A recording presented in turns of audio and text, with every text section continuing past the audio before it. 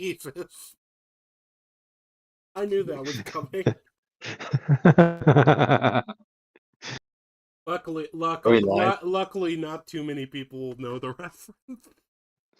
Oh, it's for good. Gamer children are important. I don't understand what the problem is. Also, Rangy, at some point you should probably move the thumbnail up a little bit. The love part got cut off. I should. YouTube is weird with that. And a lot of times, like, you just gotta like double check because I'll like it's just like do a it post doesn't. stream. Yeah, that's what I'm saying. Do a post stream, but like they don't usually center the image how you want it, so you gotta like double check. Because every time I just like upload it without looking, it's always like cropped weird. I'm like, I gotta re-upload it, or you know what I mean. Uh.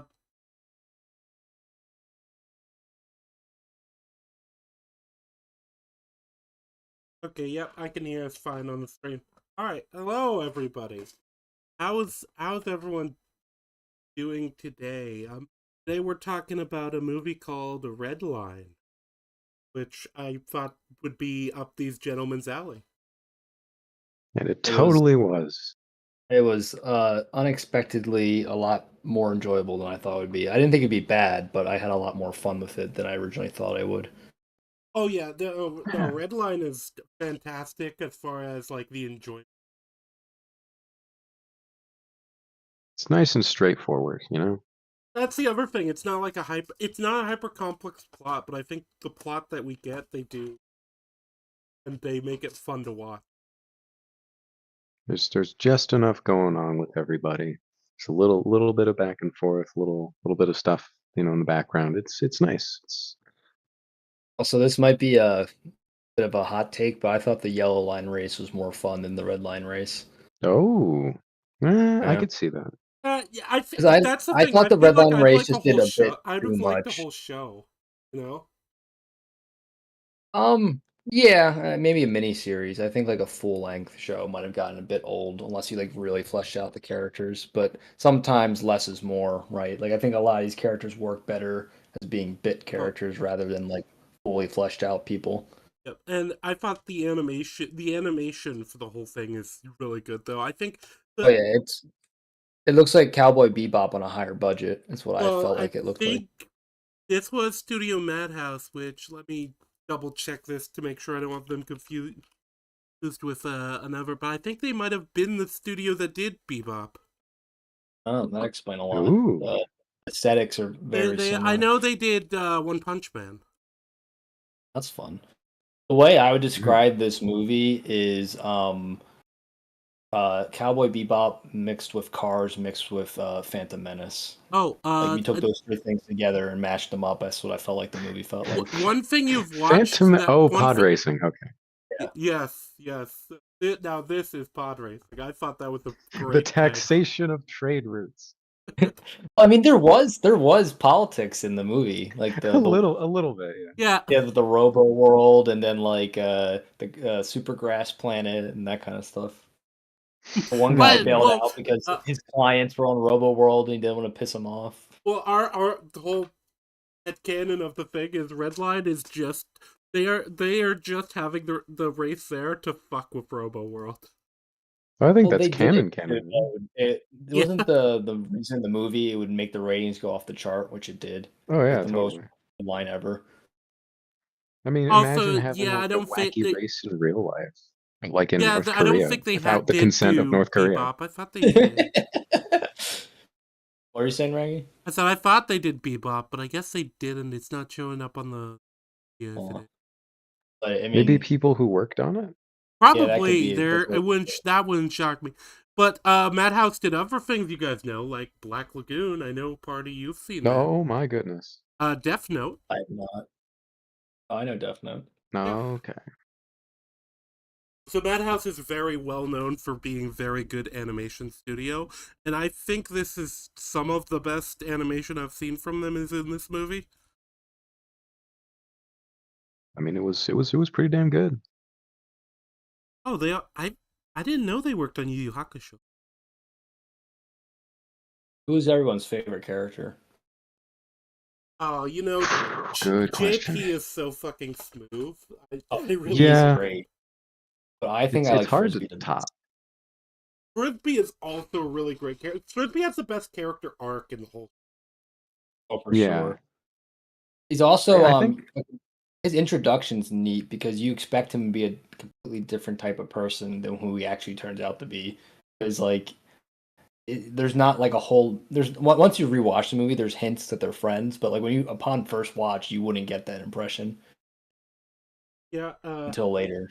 yeah, you'd expect like this is a shady like business guy he's working with, which technically Which it he is. is, but you didn't realize they were best friends. You just thought like he like owed him money, and then that guy owed other people money. It was kind of like a chain of owing people money kind of thing. Sonoshi is also a really good character though. Hmm. And the old man Megura, he's good too. Oh, I really dig the old guy. Yeah, The crying guy from Robo World. yeah, he's a fun side character. His name is Little Dezuna. Yeah, Dezuna, and then they call him the Robo World's guy who has a pompadour calls him Little. Yeah, and he was a military officer, but I forget his rank. Yeah, we're gonna be really relying on you to remember the character names, I think. Well, I wrote them all down, so Yeah, because there's a lot of characters, and I think that's the other thing too. We've seen people have the discussion about what can static characters work, and I think it's safe to say JP is a static character. um, Well, past JP had a character arc, but the JP we know, he doesn't really like change. Yeah, I think that's mostly he's fair. mostly a static character. I think his relationship with Sonoshi. uh Noshi is a bit of an arc, right? He doesn't really change a whole lot per se, but rather opens up, which is kind of a form of change, right? Like Yeah, even though that's still who he was, he kind of put up a front, and him letting that front drop is a yeah, form of because they're from the dynamic. same Yeah, place. They met in the past, and I like they didn't like go overboard with explaining it. They just showed us the flashbacks. Hmm. And it was Yeah, so they even are from the same home planet, those two in Frisbee. yeah. Well, it's so interesting, and I think we should probably just get right into it. But just give a minute to talk about like animation, songs, anything you guys had a problem with before we start. No, it was all really good. I Yeah, mean, I don't really, even the know what I would complain about. my only criticism of the movie is I think they went a little overboard with the final race. I think streamlining that just a tad would have, I think, made for a more enjoyable watch. Like it's I didn't need what's it called, Funky Boy. I think that was kind of a waste. It was just the kind of kaiju battle was there a bit of a. because I they thought it built was him really up so funny. much and he did nothing at all. He didn't kill like a single like named character as far as I can tell. So it's like, Did any okay, we of just the wasted named like racers 20 minutes on die? that. I don't remember. No, I think the only like people who die are just like some of the The Rumble World people. unnamed military officers. Like, I don't think a single named character dies in this movie. Yep. I It's but fine. either way, what the where we start the movie is on a unannounced. I believe it's like a desert planet. It's basically Something like Tatooine. that, yeah. It's Tatooine. Yep, I it mean, is. the Phantom Menace came out first, I believe, right? It would not surprise me if that was some of the inspiration for this. Because I Well, know the really just, manga I mean, came there's a out lot of for sci-fi. the Yeah. movie, but when did the manga come out? Because Phantom Menace came out in '99. Was there a manga for this movie? I actually I don't believe there know. was. Redline Hmm. manga. No, there was no manga. That's No, the only surprising. thing that Usually, comes up is there's a manga called Redline, but it doesn't sound the mm. same like the same thing. And there's also No, Fate there Redline. were some OVAs done, but there was like spin-offs, but Uh, there was no manga. Also, if my sound is weird, I had to like reposition my microphone because I got a new monitor. Oh, But yeah, okay. But then, yeah, since it came out in 2009 and it wasn't based on anything earlier than that, it definitely took heavy inspiration from Phantom Menace because the entire Yellow Mhm. Line race is straight out of the Phantom Menace race. Like they're racing in a desert. Some of the cars look pod race esque. Some of the aliens look similar to Mm, the ones in Phantom Menace. Uh, I I guess so. A You little know I bit. what mean, the it's not sad like thing I'm though I sure wouldn't is? say there's it's a I'm sure rip there's off, but multiple you can inspirations see for there's sure. definitely This there's movie definitely was not a inspiration. box office success, by the way. That doesn't surprise me. It's pretty It's niche. niche. It's niche, and it does look like it was probably expensive to produce. Oh yeah, the animation quality is insane. Although I like it when they would just randomly lower the animation quality for a gag. They did that a couple times. Like that one random cutaway where it's like, "This is what I." Didn't they unironically do the Redline is my only joy in life meme, like in the movie? Like the old lady says it like in a commercial break or something. I, What I'm talking well, about? Might have. it's what did you watch the sub or the dub? Because I've watched the dub before. Of I watched the dub. course you did. Soundless Dude, the dub was disappointment. pretty Okay, good. yeah, the line is different in the line is different in the sub. It's Yeah, I mean, it's I'm like I'm violent I'm sports I'm are paraphrasing, but it's pretty much got the point across that like the only thing that brings her joy in life is Redline. So yeah. So in the sub it was something along the lines of violent sports are okay every once in a while. yeah, no, they definitely uh played it up a bit more in the dub. Like Since I it's like have you here now, what did you think of JP's voice in the dub? Because I like I his really liked voice it. better in the sub still, but I did think that he had a decent voice for the dub. He sounded like a greaser, which is exactly how I expected him to sound. Yeah. Like he's got that like New York city boy like Italian Irish accent, Well, like kind of just northeastern like hoodlum he's accent from like the he's 50s. based off the Japanese Yankee, that archetype, which is like the Japanese version equivalent of greasers, which happened more in like the 70s and 80s rather than the 50s and 60s. 50s, 60s. Yeah, Yeah. Japan kind of oftentimes they pick up trends from us like 10 years later when it was I just can see that. Yeah. yeah. Um Uh, and but yeah, that's kind of what he's I felt like he could he's be a, right out of like West Side Story, Grease, uh what's the one like Stay Golden Pony Boy, the what was that Outsiders, like all those stories have like those type of characters. and I've always liked it in Japanese media, that archetype. There's a lot of like really cool characters that are that archetype. Well, I mean, Josuke in part 4 is that, right? Party. What's up? he's asking you a Josuke in JoJo part question. 4 of JoJo, he's a that like greaser type, right? Oh, he's Him and got his the pompadour, yeah. yeah. What's the buddy's name again? Okuyasu. Yeah, they're both greasers, like Japanese greasers, like this guy is. Yeah, kind of, yeah. Oh I I yeah, mean, don't they know got that the that they jacket actually and the do they they definitely had the wear it. jacket and the He hair, doesn't but I don't think he's too much of a delinquent though. wait, which also one? chat. Josuke or the I'm buddy? The dealing buddy's with. definitely a dog. Oh, I yeah, Okuyasu is, but Josuke, Yeah. I don't think they show him doing Well, anything he beats criminal. up people. They make fun of his hair. That's like Well, not yeah, the that's yeah, behavior. I um, suppose. yeah.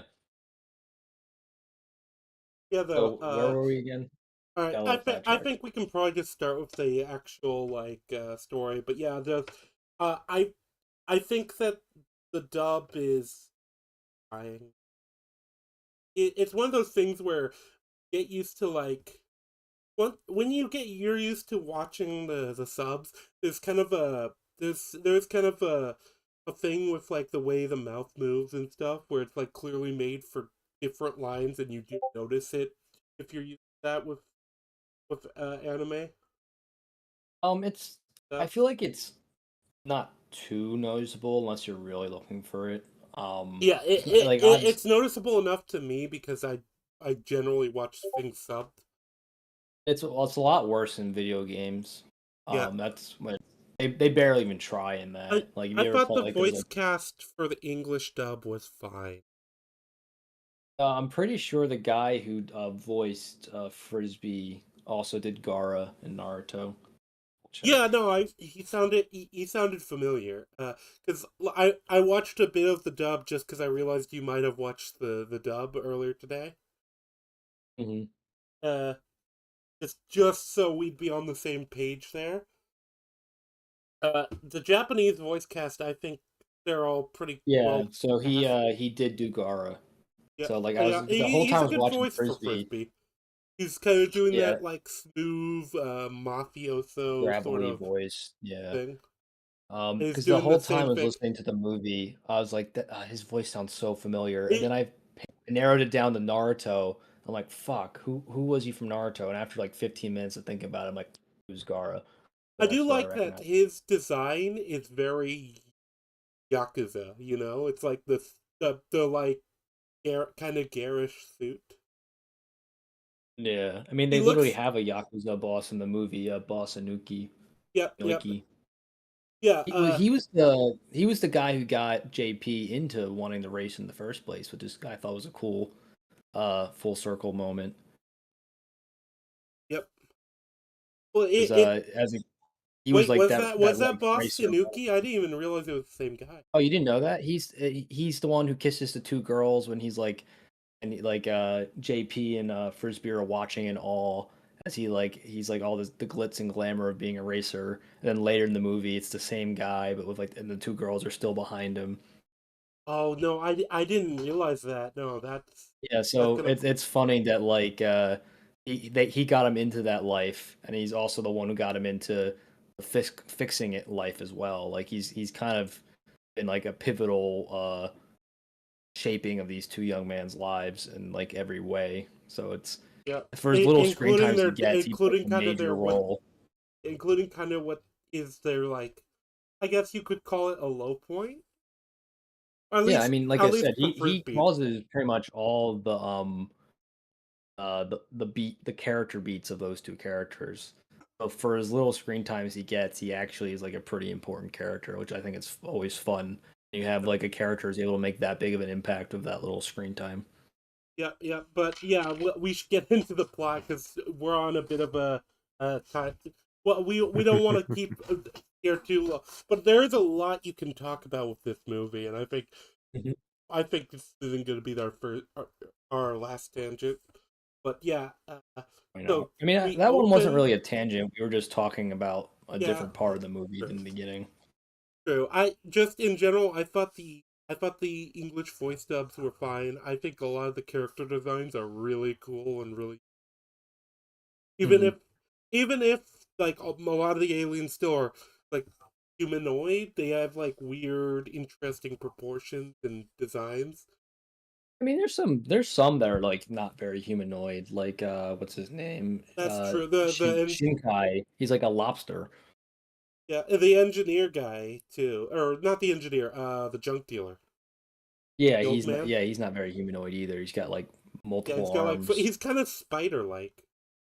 Yeah, he's I've seen that like alien design before. It's trying to think of where I can place it. I'll bring it up I when it think comes there's a back to few me. examples of like four-armed aliens and stuff going out there, Yeah, yeah, There it's is, but like more of like a spidery type. Like Dexter Jettster has four arms, but he's not yeah. very Yeah, yeah. spidery. there is definitely a bit of a Star Wars vibe to some of the I th- sci-fi.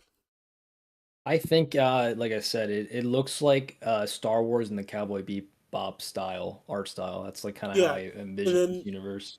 yeah, kind of basically.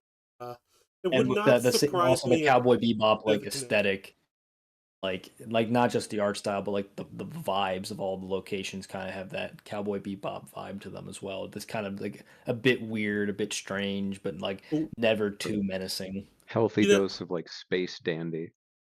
Yeah, oh yeah, exactly. It's Space like Dandy is even the probably a scary better characters aren't like comparison. that intimidating. It's a little bit more Also, wacky. Party. I'm surprised you know about I mean, Space Dandy. I know Cowboy of Bebop's got a Space lot of Dandy. wackiness to it. I mean, really, the ending is pretty like wacky free. Like, it's a very serious ending, but like the rest of the show is pretty wacky for like Hmm. vast majority of Yeah, it.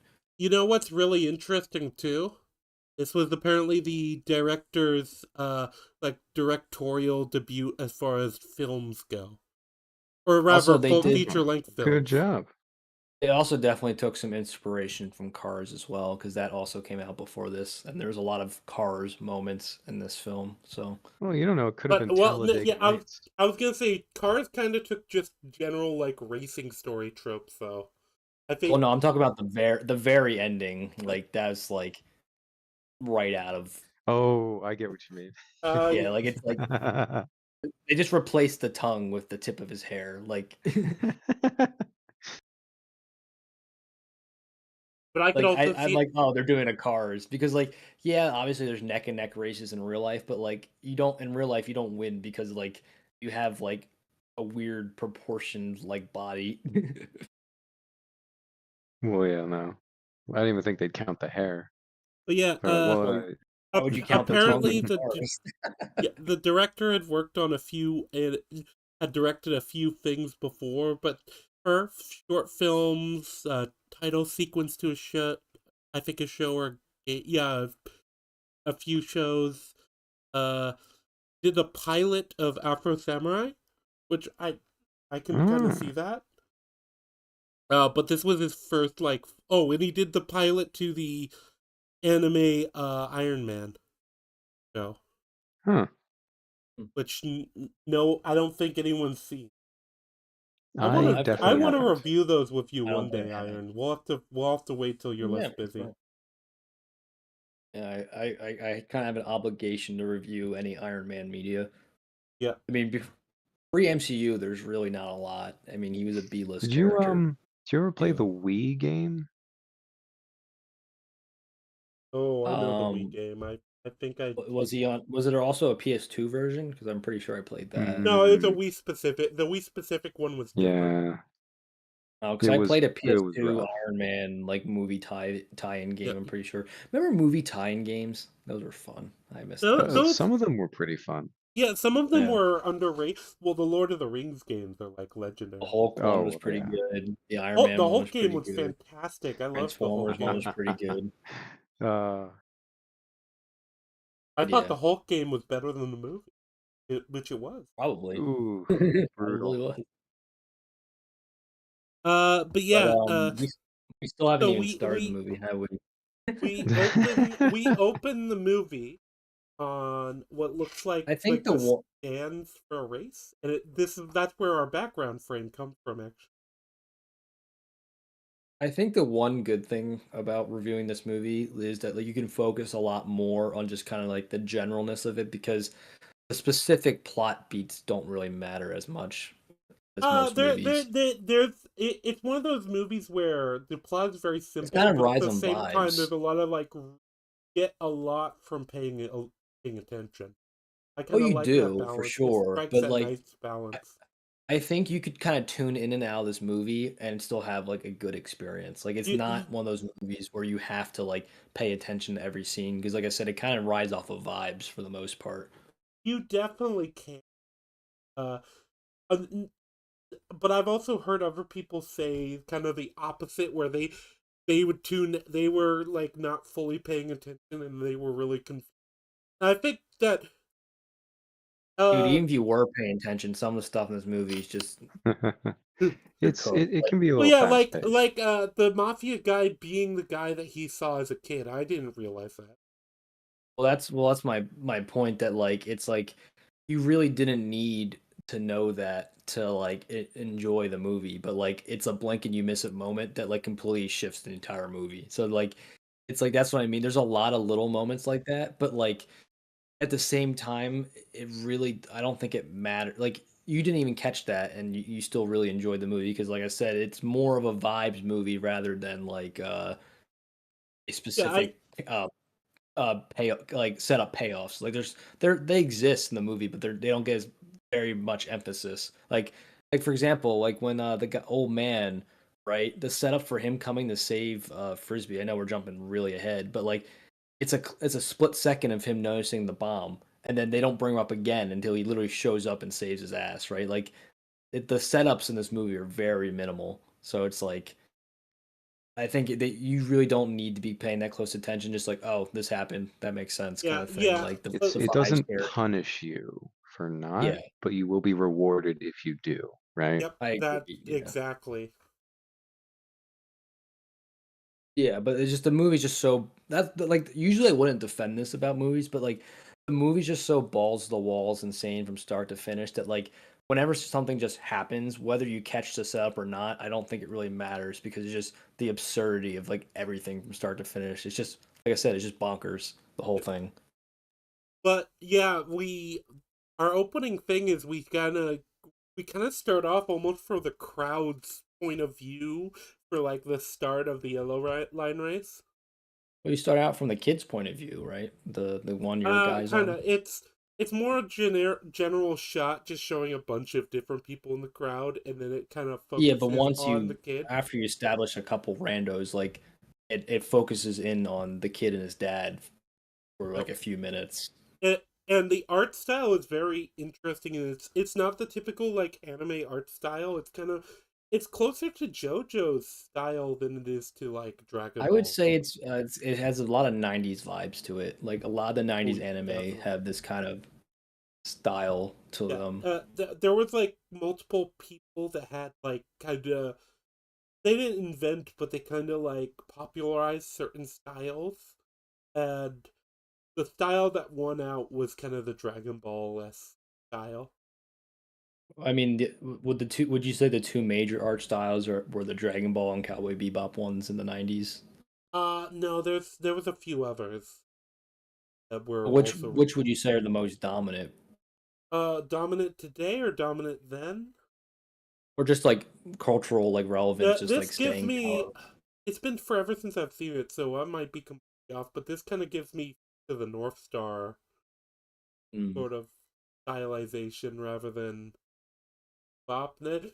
Bebop kind of, but I feel like there's a difference to Bebop in this. Like hard for me to define. I don't know. I Uh, mean, I've seen Cowboy Bebop and they're pretty it similar in my it opinion. might just be that Bebop uses a lot more humor. Like I'm looking at Fist of the North Star right now, and like I can see why you say that, but I think it still more closely resembles Bebop than Fist of the North Yeah, Star. like I said, I think a lot of it is just Bebop. It's hard for me to say Bebop because Bebop has like such a human focus. Like there aren't that. Yeah, but Are there I don't think aliens in that really Bebop? I makes a can't difference remember. because like it's still like the clothing they wear, the locations, how they look, how the characters move, right? They all kind of have like a lankiness to them. Yeah. But it's more kind Color of grading. Yeah. it's more kind of detailed than like the Well, there's a average. higher budget Yeah. and less Well, yeah, runtime, it's so a movie. Yeah, but so yeah. this was always a thing with anime movies with uh the TV animes. They always had a higher budget and they always had a higher scale, but this one is Well, particularly that's well just in done. general. I mean, the phenomenon of TV shows having movie budgets is like the last 5 years. Yeah, Like that's, or like an HBO show. They were like the exception to the rule. Now every TV show's got a movie budget, which is not financially wise, I would say. yeah.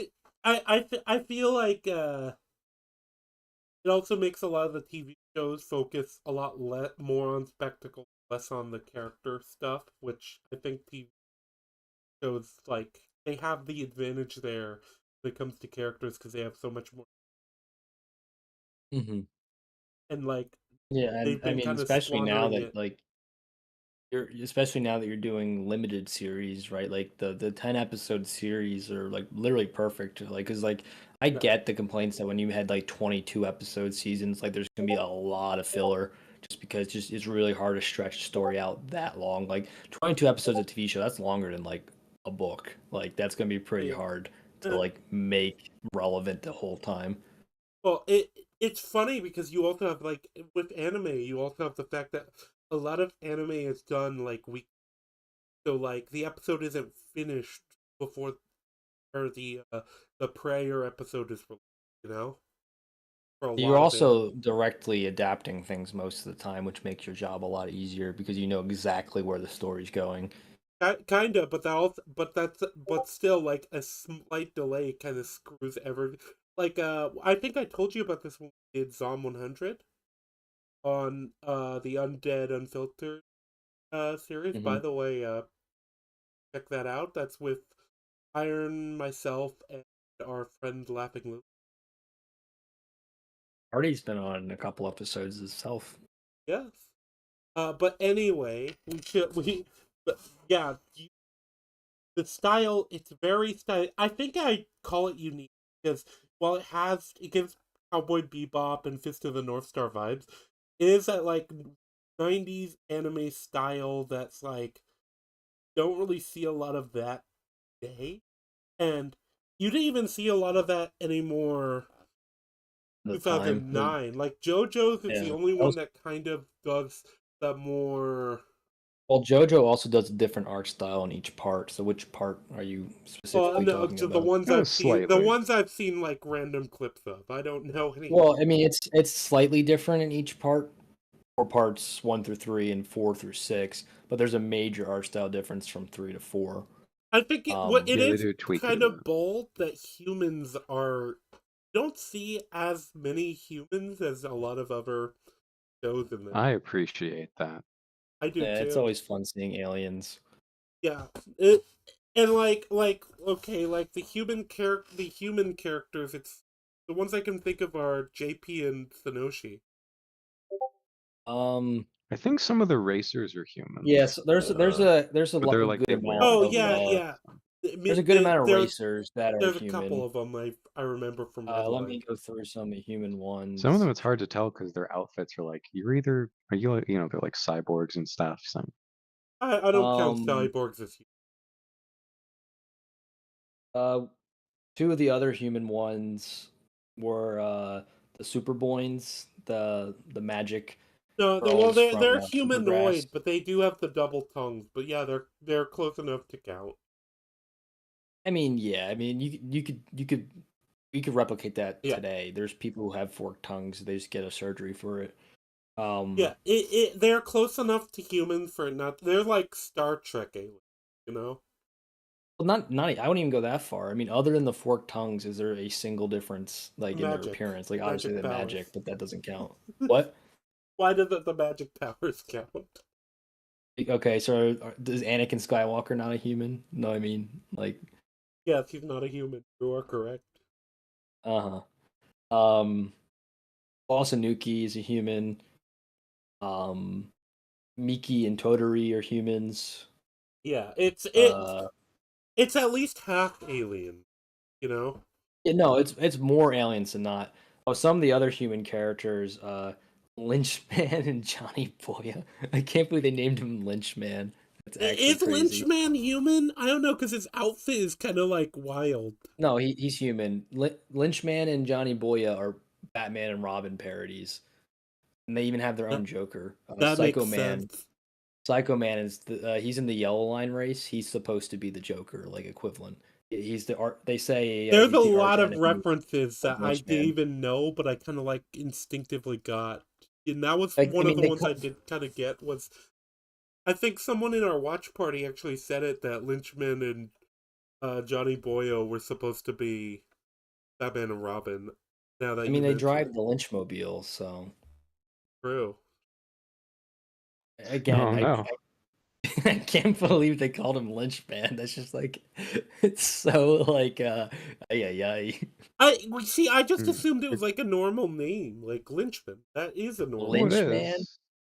No, no, no. There are He's people a in Oh, he's I a real see. life with the name Lynchman, like a yeah, but no, family no. But name. the way they intended it, he's a bounty hunter who uses a lasso to like rope the people. Like it's Yeah. literally that type of lynching is what they're implying. I mean, they're in space, so it's fine. It's space lynching. Yeah, Yes, Lynchman. unironically. That's the thing. I didn't think about it because unlike you two, I'm not a racist. They I literally just thought it was show a him. normal day. They literally show him lassoing up a guy by the neck in one of the Yeah, Such but clips. that he was an detail. alien, so it's okay. So he's a minority, so it's okay. Is that what you're saying?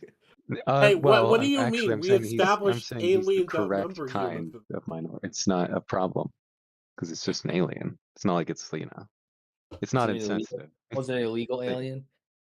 It was an illegal uh, alien because he's a bounty hunter. no, okay, yes. okay. Let's not get politics here.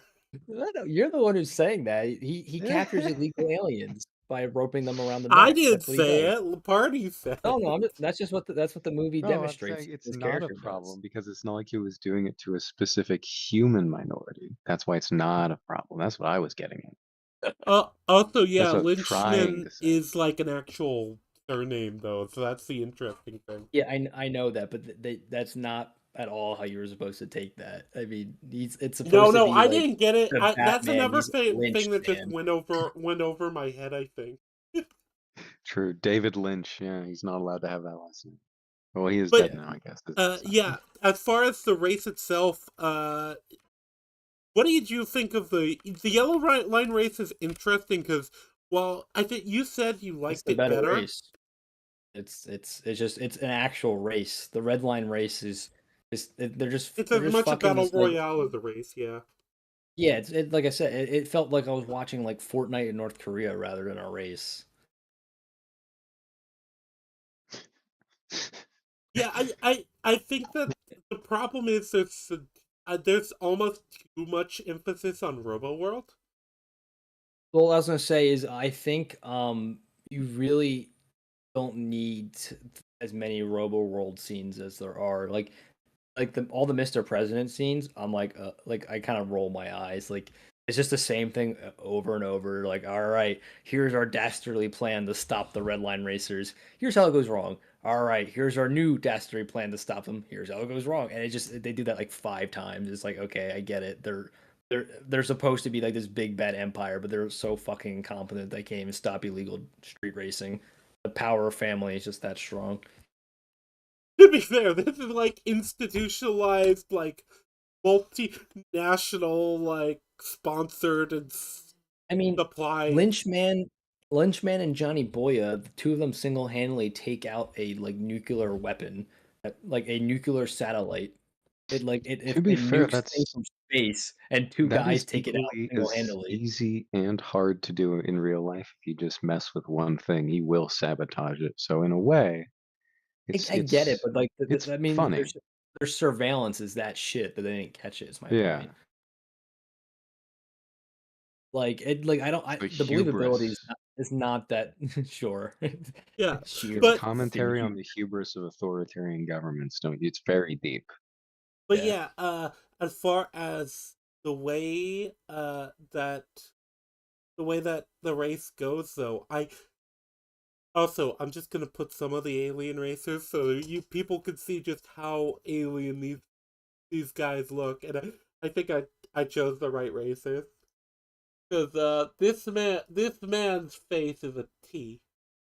Oh, I know those guys. That's Count Markadai and Spark. Is Spark the T man or is Markadine Yeah, the T? Spark's the T man. Okay, good. The man's So head is a T.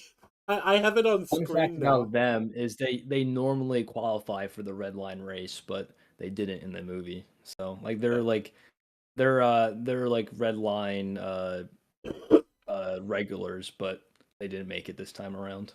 I just noticed that the T Man has a nose at the top, like something that looks like a nose at the top, and then he has like a normal nose too. I mean, maybe he has two noses. You never know. I mean, he needs two noses to compensate because the other one's nose is so fucking big. True. No, The his other nose seems to have like a third, like really big nostril too. It's just like a bump. It's just like, Yeah, I can't tell if that's a shadow or he has no. I think a he just has a gigantic like wart on his nose. no, he has a gigantic wart. But what I mean is like So you have the two nostrils here. You have the two nostrils here. Then you have like this third thing that it might No, be that's that just might that's just the indent of his like upper lip. yeah, I was Like gonna a say lot of that people. might no. This black spot between the two nostrils. I think that's just a shadow. I don't think it's Yeah, a it full might nostril. be, but either way, it's like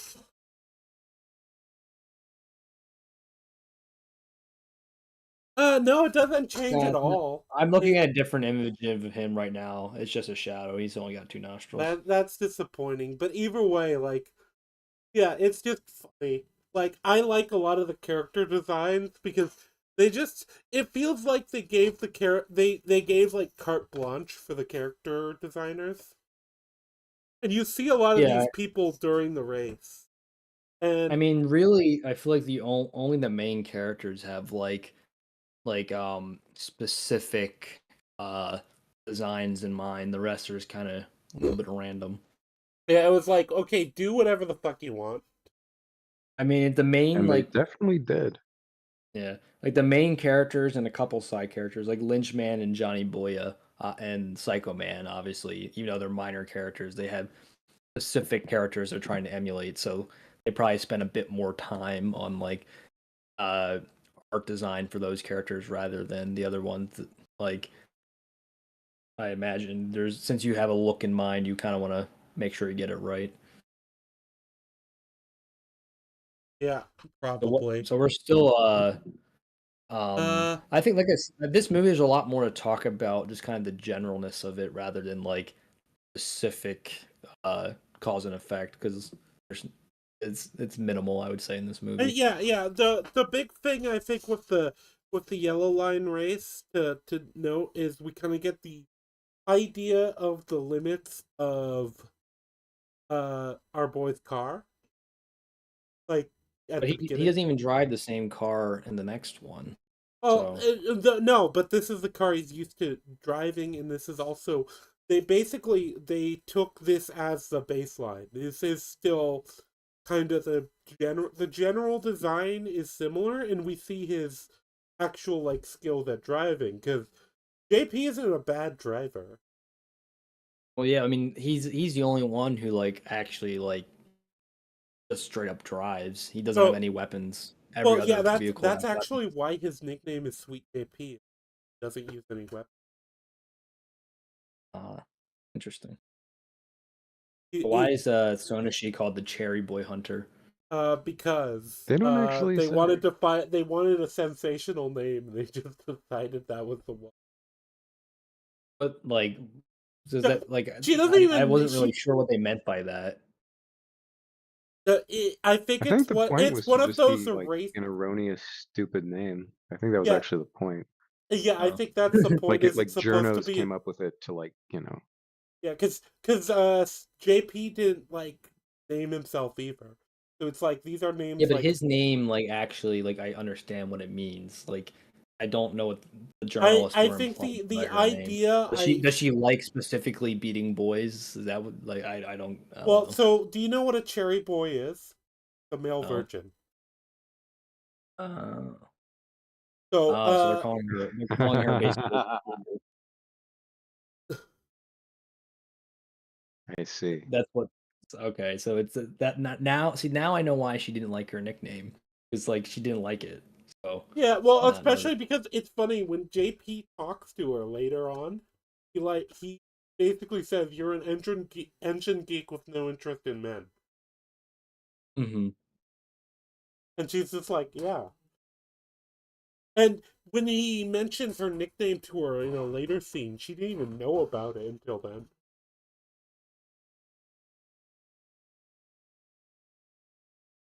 So it Yeah. is literally a case of just it's one of those things. It's like the idea is like it's tabloid. Like people gave her this nickname because they like made up stories in their head. Does anyone who recurring get introduced in in this one? All the characters kind of serve to set something up. Yeah. So there's seven racers, right? So Sweet JP and Sonoshi Sonoshi. obviously are two of the main characters. Um, so then the other ones, Bonds is a dog. His purpose is to kind of he's like the local, uh, he's like the big name local guy, right? Like Yep. he's one of the dogs. They're on the dog planet. It is called Planet Dorothy. So on Planet Dorothy, all the dogs live there, and so he's kind of like the local celebrity, if you will. Um, uh, let's see, Psycho Man is the introduced reference to Lynchman because they said he's the arch enemy of Lynchman, so he's a Joker parody or knockoff, and then you'll meet the Batman knockoff later. Um, Daeguan, she is from Planet Supergrass, and they mentioned that she can use magic, but she doesn't do it because of the spirit of the race, which do again the two racers from that planet later.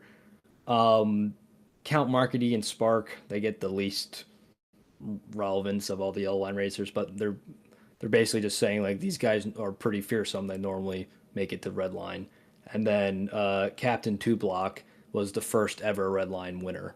So I guess he's just the game's kind of passed him by a little bit, right? Like he won the Yeah, first one, but he can't even make it to back anymore. He's not good enough. he's the out of his luck like former champ. That's just not probably not He guided just with the times. Yeah, he refuses to quit and retire even though the game has passed him by. Like you meet another former Redline winner because he's one of the announcers. Let's see, his name is Minerva I know Haynes. the one you're talking about. It's the older Yeah, one.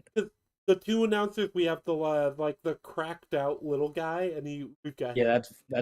that's Voidu, and then Minerva Haynes is kind of like the color commentary, like speaking from experience guy that you'll see in a lot of sports announcers do. Usually, you'll have more of an analytical guy and a guy who's like played the game before. So like he's like kind of the former winner as well, but he moved on up in the world, right? He's like on to bigger and better things, got this sweet announcing job, whereas the other guy is like stuck in like semi uh obscurity, just doing yellow line races, not being able to make it back to his former glory. So that's kind of a little bit of a difference between those two former winners.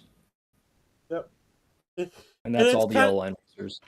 it is kind of interesting because you gotta wonder like where would JP go with this after the fact. I think he's got everything he needs now. He won Oh red yeah, line, he got the girl. Like I was gonna say that to be fair, that he kind of achieved the goes two into what he his achieved his, actual his two motivation goals was. in life. Like I think he's good. Yeah, I was gonna say that is the thing because he was ready to retire after the yellow line race. So, but yeah, the yellow line race. It seems like it's very chaotic. A lot of stuff happens. JP is kind of, but we also learn about JP being a bit of a like match fixer kind of. Well, not JP specifically, but he's involved in those Frisbee. operations. Well, it's because basically Frisbee did a favor for Sweet JP. The favor went horribly wrong, and then because Frisbee borrowed money from the mafia to buy JP his first race car, and then he to pay back the race car he bet on JP to win. JP lost. They were both in a Uh, lot of debt. oh, So okay. to Wait, pay wait. back This the might be a mafia, they dub started. versus sub issue because this is different than the I remember. So, because JP specifically mentioned they were on a winning. Uh, when I, when they tell it in the sub, they were on a winning streak. Frisbee put in basically got a loan from the mafia for a new engine.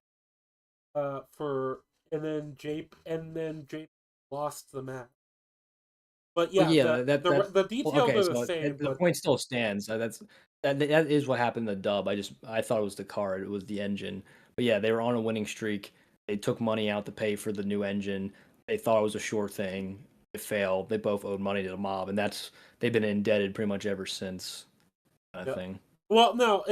So the way it explains it is JP says in the sub that Frisbee bet his life and then JP lost. So JP doesn't owe the money, but but Well, he's doing this for his homie. well, yeah, yeah, yeah. Frisbee's massive debt, and then JP's just kind of helping him out. But like Frisbee helped JP out first, so it's kind of like Yep, yeah. JP is indebted to Frisbee not financially, but like morally, right? That's where I was kind of going with that. Morally, emotionally, personal, whatever you want to call it. Yeah. But yeah, it's interesting too because you can kind of tell how much JP actually wants it when it comes to race. But Even yeah, from this first moment. even when he knows he has to throw it, he still kind of can't help but try and win, which is why Yep. Frisbee keeps putting bombs on his car. Not only did he need to throw it, but also the move he actually did to try and win, it was we learned later was incredibly risky. This car is not built to sustain a second nitro boost in All the right, I'll be same right race. back. My food's here. Oh my Sorry about God. any coughing. I've been dealing with allergies. Hmm. But yeah, it looked like the car was gonna fall apart anyway with the second nitros. Yeah, yeah. Well, that's basically what the old man said because that seems to be like the idea is it's designed to these nitro boosts are not like all boost. No. The car is designed for basically sustaining one of them during a race. I'd imagine a lot of stuff comes like loose or whatever, or like it's like banged up just from the course of one of them. The two of them, it's it's kind of like why we didn't like when it comes to machinery, it's really hard to like when you have something like this, you have like the safe level of that can lift, and you have like the unsafe way, but you get better results in short term.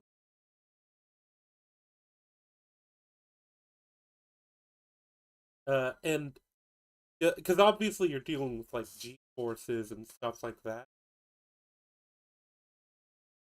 And yeah, it seemed like the car was bare. Not only was the car barely able to stand it, JP was barely able to stand it. His like nose is bleeding. His eyes seem to be almost like bleeding, just from the your like G in the old car.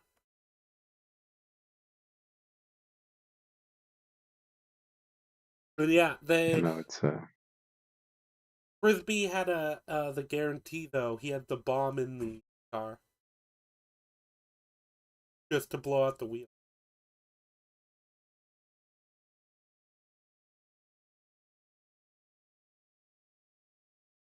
mm. It's funny how yeah, I mean he was JP was pretty much ready to like just take the money and go, all right, well fucking guess that's that. But then oh, hey, get good news. Because they're afraid of being blown up in the fucking Korean DMZ that is Robo World. You get to race now. Yeah, yeah, that is some kind of funny thing. It's like, well, JP not only was JP he like wanted to be like, no, you keep the money. Which at first I thought it was like, I don't want your dirty money. But then knowing what we know, it's actually actual motivation is like, take the money, pay off your debt. What part are we on? We're talking about the hospital scene. Oh yeah, that's fun. All right. Yeah, well, One sec. because I was making the case that at first I thought with JP throwing the money to Frisbee, it was a oh fuck you, I'm not taking this dirty money sort of like thing. Actually, I think now that we know all the whole backstory, I think it was more no Frisbee, pay off your debt, and then we're good. Yeah, I think that's where they were going with that. That's what I meant earlier. Like when you first watch this movie, that scene plays out very differently than Yeah, upon rewatch, right? Like all the Frisbee scenes up until the flashbacks, you think he's just kind of like some scumbag who like JP got wrapped up with, right? Whereas you don't or realize how good of friends they actually are until yeah much the later in the movie. the childhood friend who fell into like a bad crowd and kind Yeah, of it's a like pretty going to pretty drag powerful you down archetype. with it. Usually a that's lot of meat on that bone. yeah, that's very much what the Everyone kind of has someone from their childhood friend, whether they were super close with him or just kind of acquaintance that they know someone that oh yeah. happened to. Like that's like a Oh pretty yeah, no, universal experience. it's funny because I had it isn't really my friend, it's my brother's friend. He like so my brother had these two friends. I'm not gonna say names, but so one of them what I always had thought was like the nice guy, really cool guy, like really chill. He ended up being the scumbag, and the one that I thought was a scumbag ended up being the nice guy. So basically, what happened was, uh, the the guy who ended up being the scumbag got a girl pregnant, but literally like left her immediately. Did some other like scummy shit, and the guy I thought was gonna be a scumbag was the same girl. Got together with her, like supported her. That I think they're still married to this day. They have like multiple kids. Damn. I mean, that's pretty cool. He stepped up. Yeah. Oh, that's pretty cool.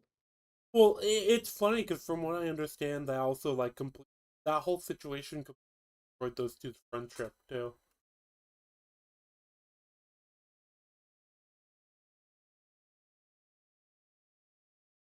But yeah, it's one of those things though where yeah, everyone's had like everyone knows the person who's like peaked in high school or who like went down a bad I think path. that's a different archetype, but Yeah, yeah. I'm just giving like different. I think there is more different forms of the same archetype where like well, I mean, yeah, they can interlock, but I mean, yeah, yeah, like went down a bad path. I wouldn't necessarily that goes hand in hand typically yeah. with peaked in high It's school. It can, but I don't think it's it's one of intuitive that those it things will. where they can correlate, but they aren't leaked. Yeah, I mean, you can point to plenty of people who were both, and plenty of people who weren't. Like, Yeah, I just think it's two that can't. They're not mutually exclusive. Wait, they're not mutually exclusive, right? I always get that mixed up what that yeah. term means. But yeah, either way, with frisbee specifically, I feel like they're also going out of their way to kind of like make you think that, especially because that's what the old man believes. The junk dealer. Yeah, he thinks he's no Yeah, good, and he doesn't understand why JP always keeps him around. well, and you can kind of get the idea that the old man kind of like took these two kids under his wing, like he is kind of the, I guess you could say, father slash grandfather figure for them, as far as like their path into the racing world. Yeah, but he's also that's another mechanic, right? Because like Yeah, I didn't realize that him and Frisbee kind of serve the same function. They just specialize in no, different parts of the car. so the subs. I don't know if the dub is. I can't remember for exactly if the dub is different. I think the dub does frame him as a mechanic. Dub Yeah. calls him a junk dealer. Well, he does both. Yeah, I mean, he probably like taught Frisbee a lot of the basics, but his main profession, like, because his role in their team, get the engine, like, get the parts. He has like the connect, like yeah, that's his main role, but the he's knowledge. also like he says, you we can get rid of Frisbee because I'm also a mechanic. Yeah, yeah. Frisbee's just the better mechanic. That's really the only distinction.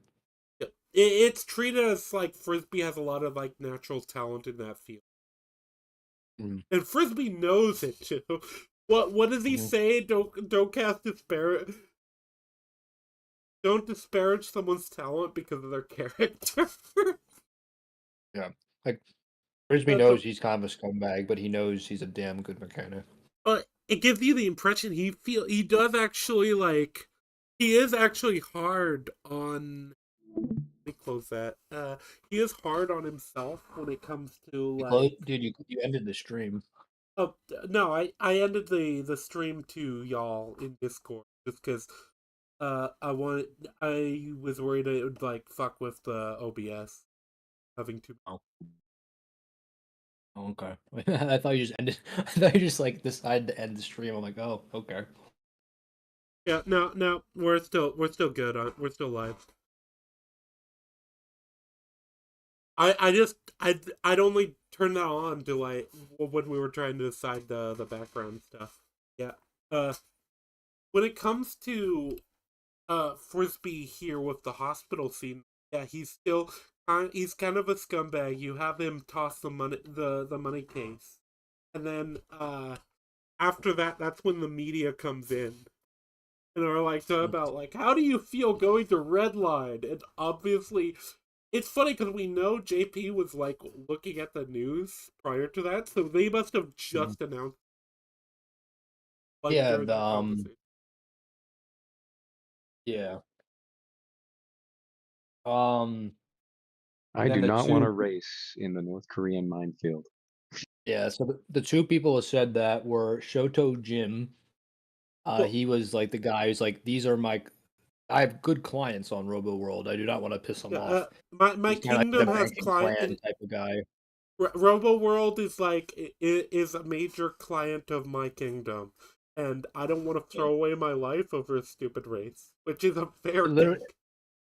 yeah. Well, no, yeah. But I was gonna say was he gave banking clan vibes from the Phantom Menace. Like It it definitely. felt like the character even kind of looked like that alien species that George Lucas made. So I think that was another Phantom Menace reference. Um, and then the other guy was Kuroku Daza, who was the chicken, and he was a former soldier. He's like, I'm done with that life. He's like, I didn't sign up to be a soldier again. Like, I'm a race car driver, and like those days are behind me. I ain't doing this. I was It's not gonna worth do it it for anymore. fun, but I'm not gonna dodge bullets for this shit. Yeah. So those are the two who drop out, and then they got the vote on who to replace them. Their first vote went to uh, uh, You said their names Miki. before. It's the ones with the funny Yeah, haircuts. Miki and Toturi. They're just kind of the most generic looking guys in the movie. They just look like two like high school teenagers, but like they're super like a loud mouth and like Yeah, and they have explicitive the bull like cuts too. yeah. They look like dorks, but they're like super like aggressive. And so they were the first pick, and then Sweet JP just snuck in at the second pick. Yeah, And yeah. that's it. It's also said that they were on the blue line, which establishes a blue line exist. There are multiple like other like lines of Well, they're all racers. just qualifiers for the red line. Yeah, I don't think the blue line's necessarily better than the yellow line. It's just each different qualifier is a different race. Like there's probably like a green and an orange one as well, but like the only one that really is more distinct is the red line. Like yeah. that's the big one. There might be a difference in like maybe like how they set up them or something like that. We I don't don't think get any so. From deep. what I got from the movie, it's just each qualifier is just like the yellow line takes place on a certain planet, the blue line takes place on a certain planet, right? Like I think they Yeah, might have mentioned a green line, right? They just basically it's just like it's like for the World Cup, like each continent gets in, and right, and some might be more competitive than others, but technically they're all ranked the same. Like the prestige of winning one continent is not necessarily better than the other, at least in the eyes of the organization, right?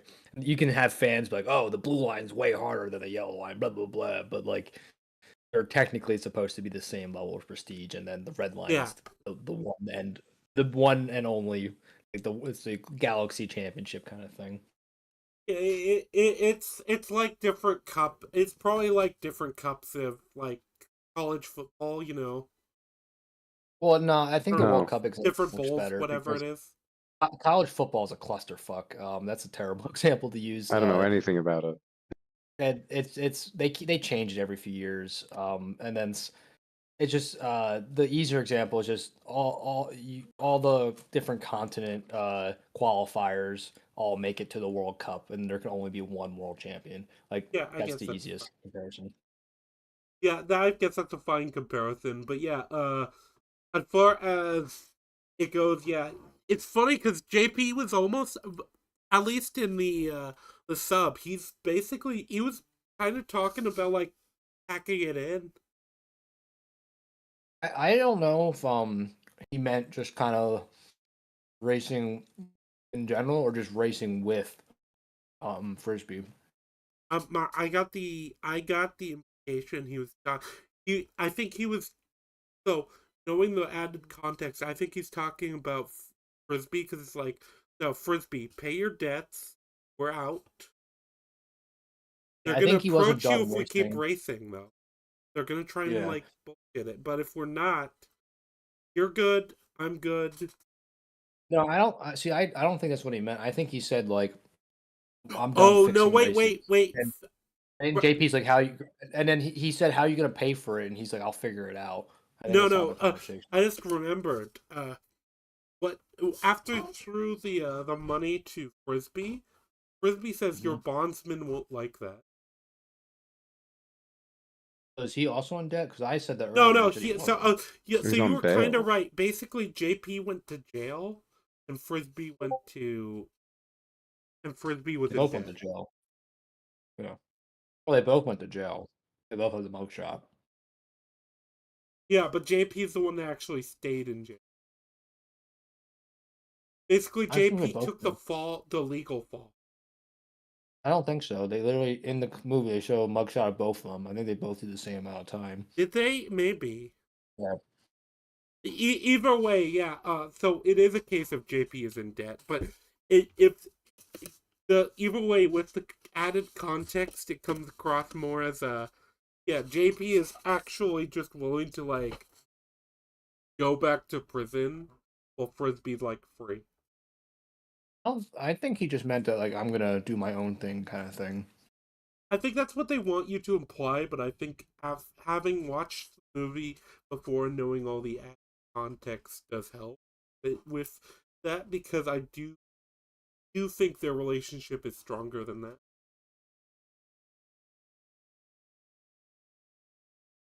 Yeah, but I don't know. Anyway, you could be right, but we should probably move on. I think it might be just different interpretations of what could have happened. But yeah, it's funny because when the reporters come in, JP is like, "Oh, I just blew the yellow line. What do you mean?" And he like has to turn on the TV and like get that information about those two, which we already Also, talked JP about. was not aware of the bomb, right? He kind of left that ambiguous. Uh, so I feel He like certainly doesn't it get doesn't mad about seem it like it after the now. fact. He might have just not cared. Maybe I that's not the think, right word. yeah, I just like it's interesting, right? Because he knows that they fix races, right? That he's been involved in the past. He knows he was supposed to fix this race, right? He tried to win anyway, and I then think it, what But I he also pushed the car past what it's supposed to be able to deal with. that's what That's I'm saying. That's remember. why it's ambiguous whether he thinks it's his fault or Frisbee's fault. Like, the old man certainly doesn't know about the bombs, I but I think don't he know. I don't suspects. know if JP does. I think he suspects, but he trusts his bro basically. I think that's a fair interpretation. I think he was. I mean, what it looked like is that he just, even if he did know, he just totally zoned into just winning and didn't think about it. Yeah. Yeah, I think that's why um Well, that's why, does yeah, he needs to if he does it put a because he bomb on knows there because, yeah, JP Outside will of just that, go for he'll the see only red essentially. yeah, I see red, I see red. you get also get the information that's the event is taking place on Robo World, Mhm. which Which is is basically like the M. Coruscant of this I universe. think there's an M Bison reference in there. I think that's a safe assumption. So the But Rover World's kind of like an empire that doesn't have total control, right? uh, uh Like, I mean, they're like the most powerful faction, but they don't like completely control the universe. I think I what they mean, it makes it sound like they're one of many factions because they have like a treaty with the M3 Nebula or whatever.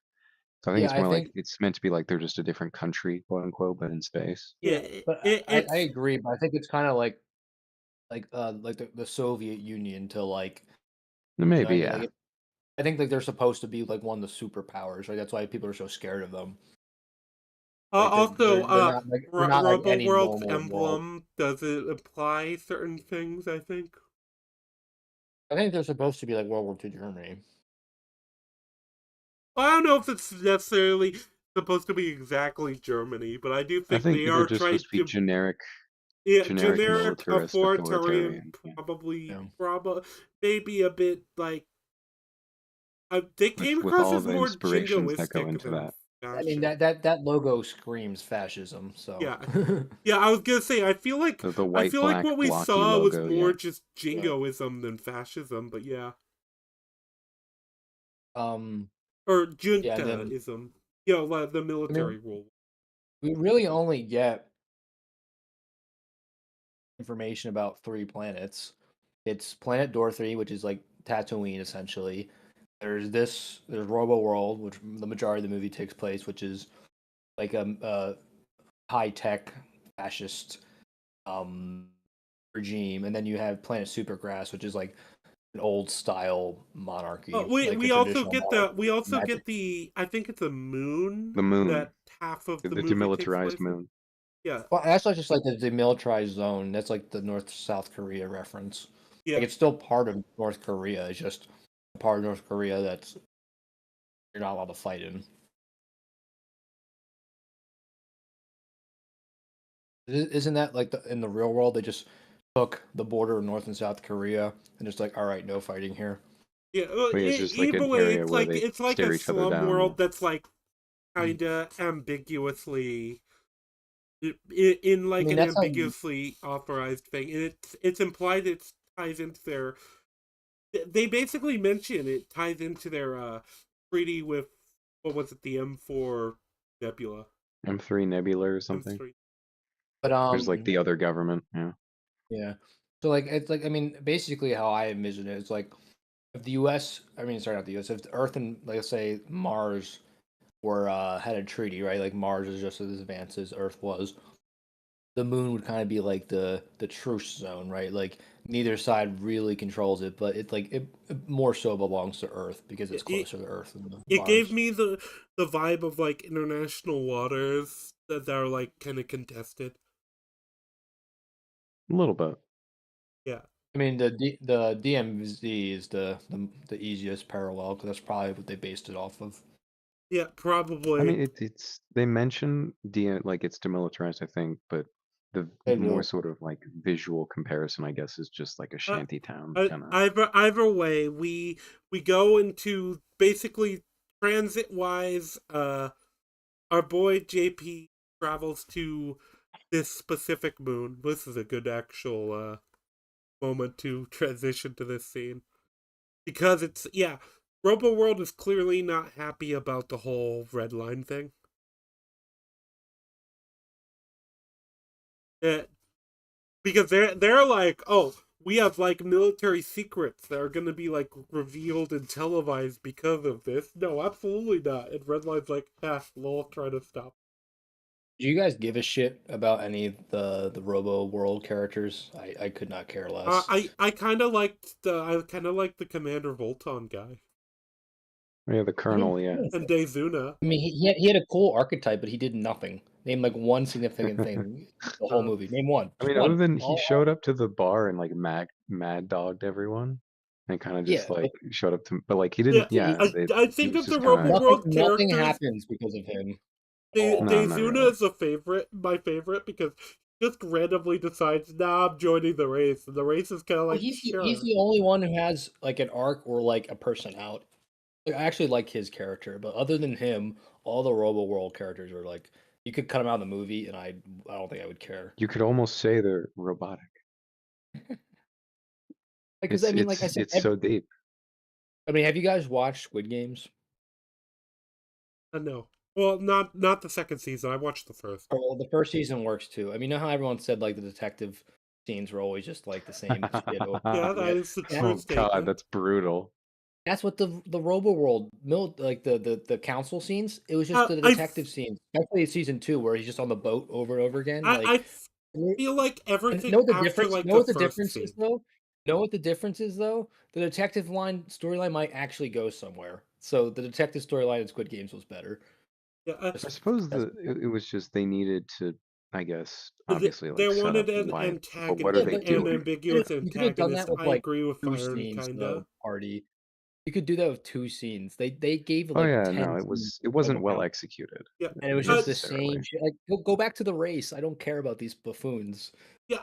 I think I'd be happy for the Robo World scenes if they just stuck with like the first like couple Robo World scenes, Like the and first then maybe the couple guy and then showing the up at the last bar. couple. Like you really only need like three scenes. Like you need like one to establish them, one to kind of like kick things into gear, and then one to like show their desperation, right? Like that's kind of like all the rest are kind of repetitive, I would say. Yeah, outside of that, when we get to Europass, which is the name of the which I feel like it's a reference to. Oh, but before we get to that, when he was like in the exchange rate and buying the cigarettes, it Well, reminded me yeah, of the that's what I'm SpongeBob talking episode. about when he's on Oh, when he gets to Europass. sorry, I thought you were talking about the bar, Yeah, but Europass is the moon. it reminds me of the SpongeBob episode where he like goes like down into the deep part of Bikini Bottom of all the weird aliens and like they're all speaking Yeah. gibberish and none of the money or the language makes any sense. Like it gave me those vibes. Like he just had no idea what the fuck was going on. People were slapping him and yelling at him and like the money looked weird. Also, I'm wondering if Europass is it like is that like maybe it's like supposed to be a reference to something? Probably a reference to European racing. Like European Yeah, racing's a pretty big thing. yeah. The racing is really big in Europe. Yeah, that's why what I thought it was. It's arguably bigger than it is in the US. Yeah, because in the U.S. it's just like NASCAR primarily, and probably some Yeah, I mean small minor league I mean, stuff. The Indy 500 is pretty big too, but the Indy 500 is actually European style, so like that's not the best example. It's like even though it's in Indianapolis, they use European cars. So Yeah, though. anyway,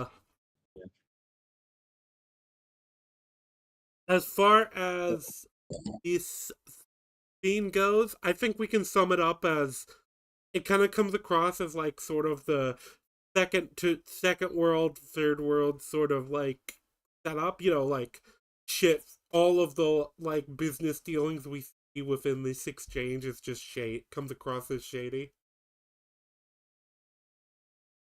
mhm. Like you have the three like or the four tiny aliens trying to sell them like tickets to Redline, and you have like the money exchange where it's like this can't be the right number. If you don't like it, go fuck off. And you have the It's cigarette. basically it's what happens is whenever you have like one of these major sporting events, whatever the host city is, the city kind of turns into that, right? Bunch of people trying to rip you off. Everyone jacks up the prices. It's like it's just kind of shitty service because you have nowhere else to go, kind of thing. It's like when the Super Bowl went to like New Orleans, right? Like everything was way more expensive than it normally would be, right? All the hotels doubled their prices. All the planes doubled their prices because they can. So it's like Yeah. similar thing Who here. the fuck are you gonna do about it? Demand's increase. Yeah, it's exactly. It's like basically people keep trying to rip him off, and when he has to buy things like the exchange rate fucked him over, the cigarettes fucked him over, right? Like it's just whatever, deal with it. Yeah, and he kind of just decides he makes a little bit of a fuss because he's that type of character, but then he kind of just okay, whatever. Then after that, he goes to Yeah, the restaurant, right? no, he goes to the old man first. Okay, He talks to them, and they talk about basically they getting talk the about the part. whole red line thing, and the old man talks about how he's really suspicious of Frisbee in like Hmm. working with. Outside of that, the old man does ask about like how JP is because he was in that like major crash, and JP tries to play it off, but it's also very clear. Yeah, he's still kind of banged up. Like he has to lay down on the motorcycle afterwards, after Yeah. riding it. But yeah, we get like conversation about two. We also get the old man and says basically like, "Oh, Frisbee, he used to like drop everything to work on your machine. What happened? He sure has changed. He's sold out. He's not the same kind of guy. He's the old man feels like the skeptic that's like, oh, that friend of yours, he's no good anymore. Mhm. You know, Which like, makes a later payoff pretty funny, but we'll get there when we get there. oh yeah, definitely. I'm just trying to speed up a bit because we're an hour and a half, almost an hour and a half Well, I in. think I think the thing is though, once we get to the race, we'll just kind of move right along because a lot of it's just action set pieces, and like I feel like there's not really It, we're there's not really not like too much we can actually like contribute to that exactly we're not yet. that type of podcast, right? We're not gonna like break down like a fight scene or an action scene really. Yeah, Like yeah, we and talk more about I the don't want to story beats. I don't want to Stuff. throw it onto. We're more interested in the characters and the character stuff, which is why Yeah. it's interesting JP's attitude because you can see JP has kind of almost utter faith in Frisbee and in the old man. He's like, yeah, old man, you're definitely gonna agree to this. Well, he knows them both so well, and Yeah, he kind of like just trusts them, and he's proven right to trust them by the end of the movie, uh, which is nice. A lesser actually, movie, would- a lesser movie would probably can you make guys keep Frisbee going for a backstory. minute? I just have to deal with something. Just gonna Yeah. disappear for like a minute. Like Party. If this is Mhm. a Disney movie,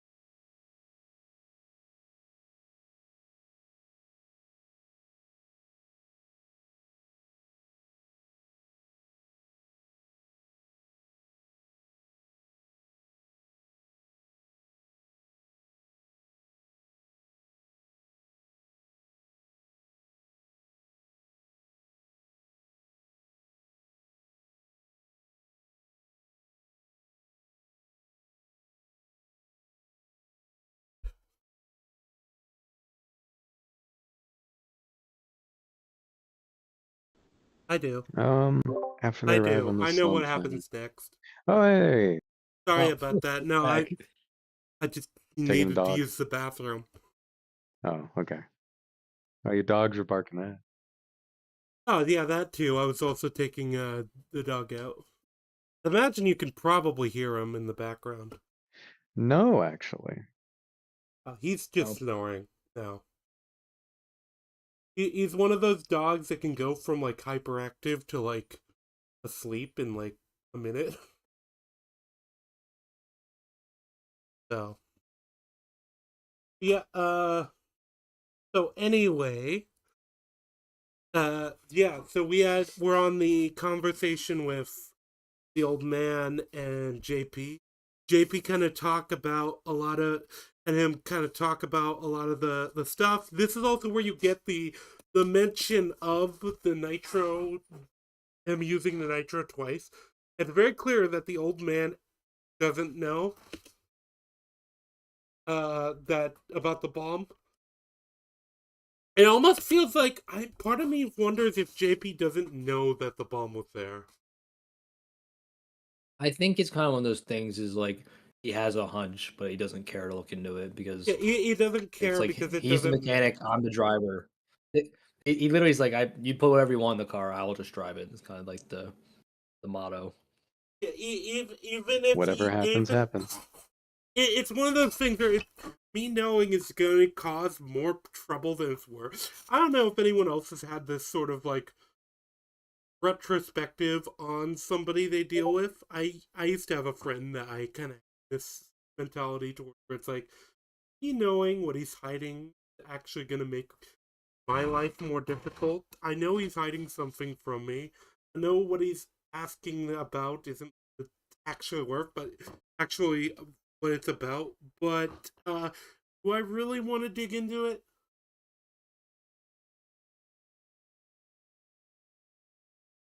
Yeah. And then they basically bicker a bit. Um, the old man's like, rah rah rah, yells at clouds. JP's like, yeah, I know you'll do it. He's like, just kind of grunts at him, and like, it's kind of like the cliche, like, I'm mad, I'm not gonna do it. He's like, yeah, you will. It's like, yeah, I will. This is also where you get the information that JP doesn't use weapons because the old man says, "You want an Well, you edge, can then kind of get your imply that machine from loaded up." It, you can kind of already gather that from the yellow line race. Every single person used weapons except for him, so it's like it'd be like, curious, he didn't use any weapons. So it's kind of like just confirming an already proven suspicion. but this is also like it's also meant to. I think it's also character stuff because of the way JP deflects. He's like, it's not like, oh, I don't want to hurt anyone.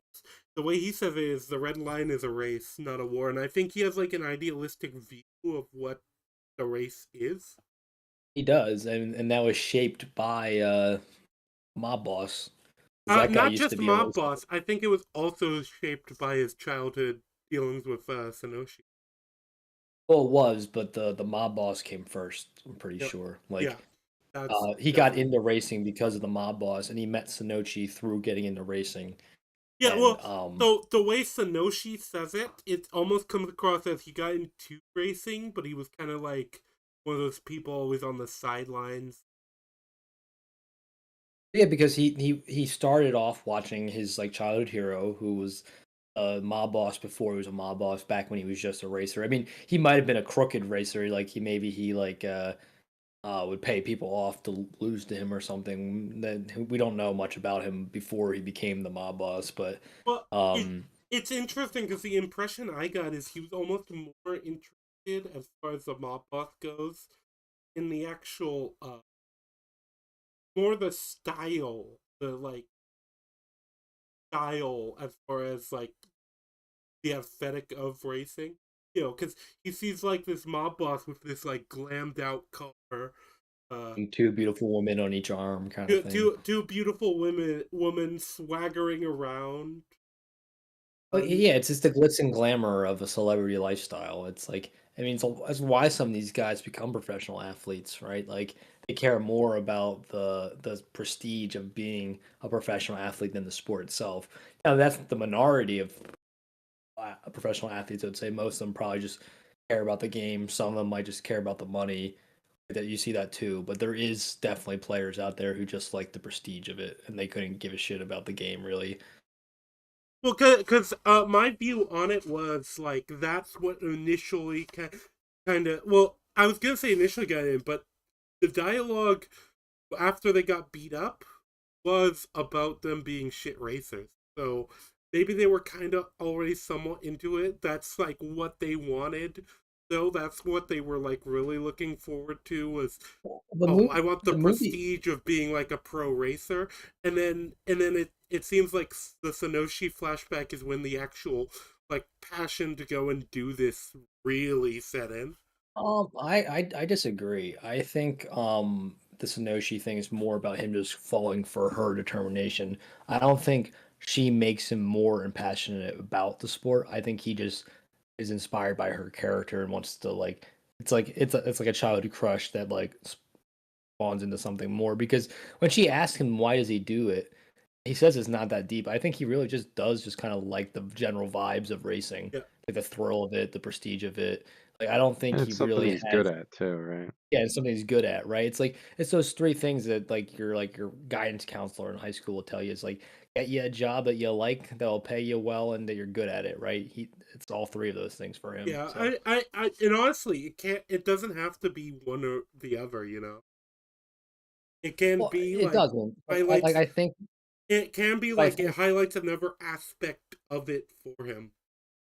it can, but I don't think they were lying, having him lie when he said that. Like he doesn't seem like a character who like has something to hide. Like throughout the whole movie, he just kind of says it how it is. And like when she asks him like why does he do it, he's like it's really not that deep, bro. And like I think that's his genuine Yeah, answer. that is true. But yeah, with this scene specifically, I'm just scanning it quick, skipping around.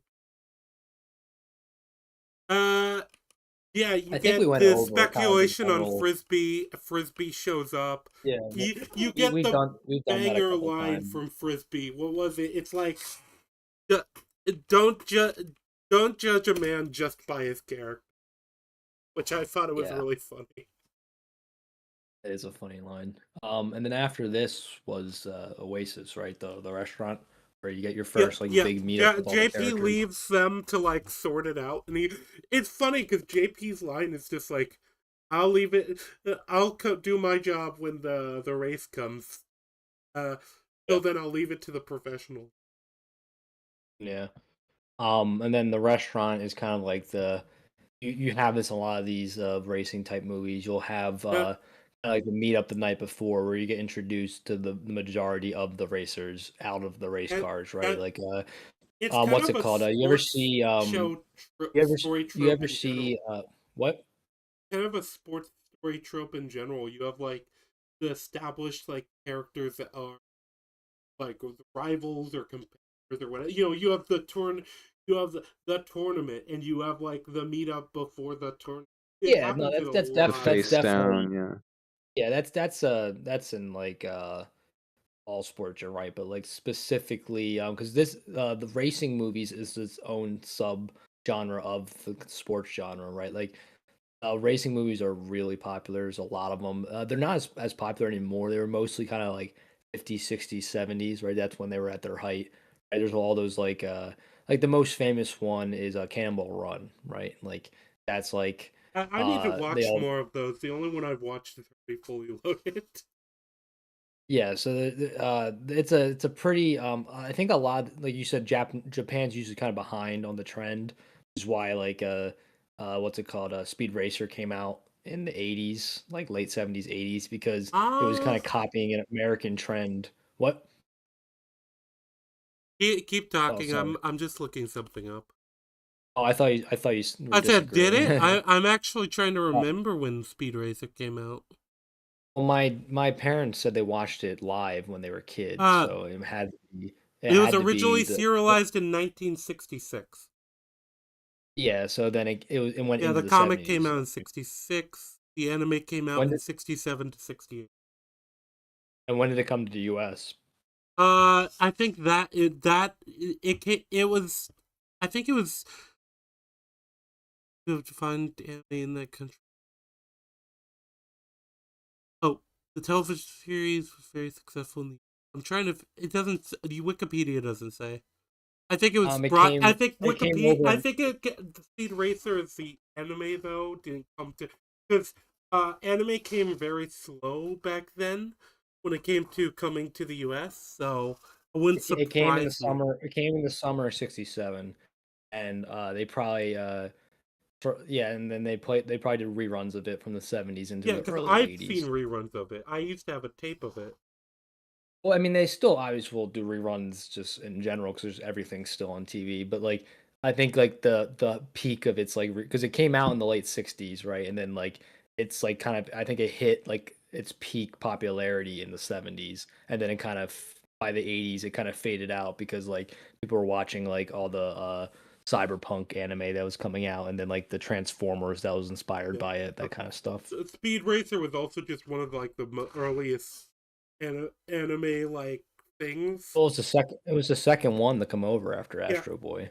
yep. It was Astro Boy and Speed Racer, and then it was like, but there's probably some other ones here and there. It was a Gundam esque show. It was kind of like a Transformers Gundam like show that became pretty nichely popular here, and then it kind of kicked off the Transformers boom. Yeah, yeah, because It giant came over in robots the are early cool, 80s. and so is racing. Because there are other Yeah, like racing anime that I can think of off the top of my head. I think Initial D. but yeah, I actually I'm gonna do a Cannonball Run video eventually on the movie as well. But like I did the Cannonball Oh, Run whoa, wait, in wait! real life. You're going to do a video? When is this coming out? Yeah, yeah, 2017 yeah. I or uploaded one 2077? last week. 2078? Yeah, but I did do the Cannonball Run for realsies, but I didn't like speed race. I just took my time with my grandpa and my cousin, and we did it over the course of like 2 weeks. But like we went from New York to LA and back, so it was pretty cool. But anyway, we got Yep. sidetracked again. Yeah, yep, as we do. I was Yeah, they're gonna in the say, restaurant. if you feel you need to leave, just let me know. Um, we'll see how long because I really don't think the race is going to take us that long because by that point we kind of have everything established and then it's Yeah, just racing scenes really till the end of the movie. So I think yep, we will probably things start to pick up rapidly soon. yeah. So the restaurant scene, you have. It's interesting because you have the waiter kind of simping for Sonoshi. Whoa, whoa, whoa. He's the manager. There he is. Anyone who has to tell people they're the manager is no real. Any He didn't. man who must say, I am the king. A good Charles Dance impression, Thank you. but You did. he didn't manage to put on a belt. So He oh, didn't. Yo, Mark Hamill.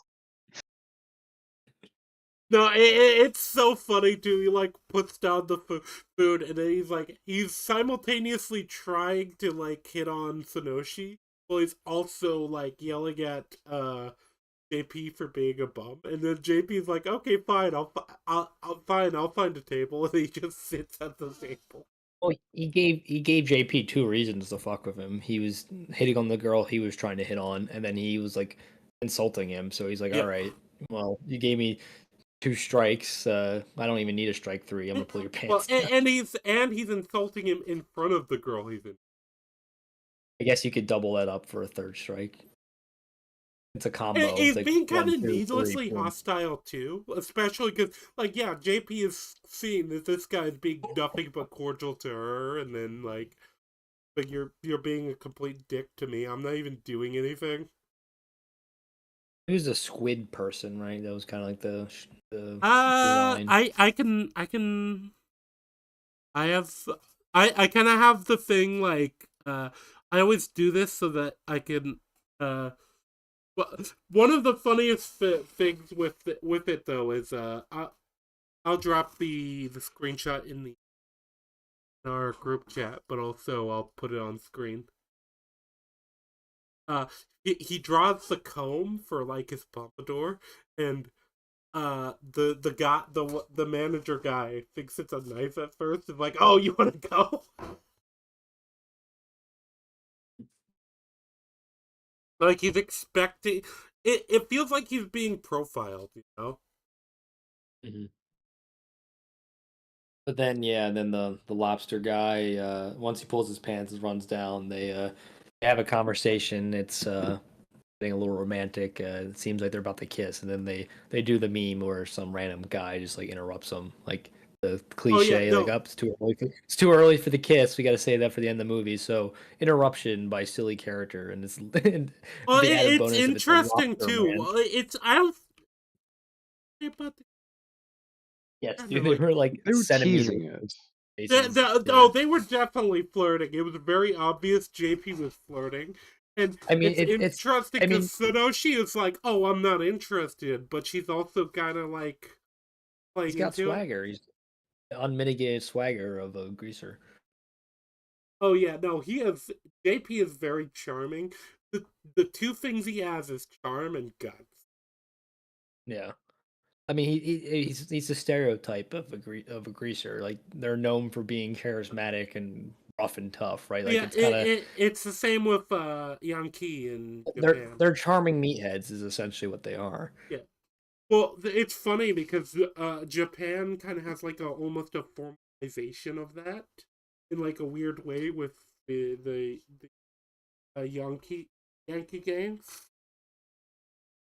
Mm. I'm gonna call them Yankee. I'm probably not. So yeah, then this is where we meet I'll just say delinquent. Shinkai. This is Yeah. we Yeah, meet this is where we Shinkai meet and one of our Trava. first like side racers of the.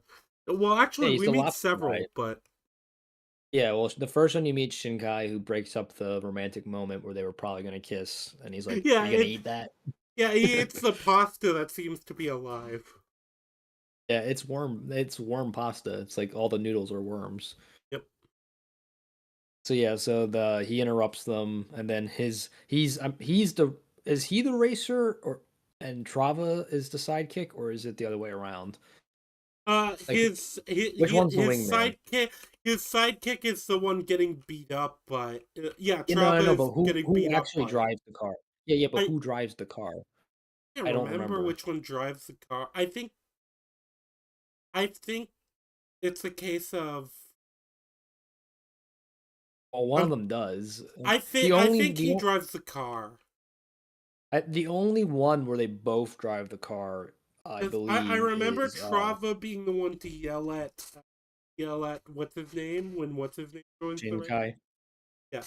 Shinkai's the lobster man. Trava is the one with the big ears. Oh no, And then not Shinkai, the crying guy.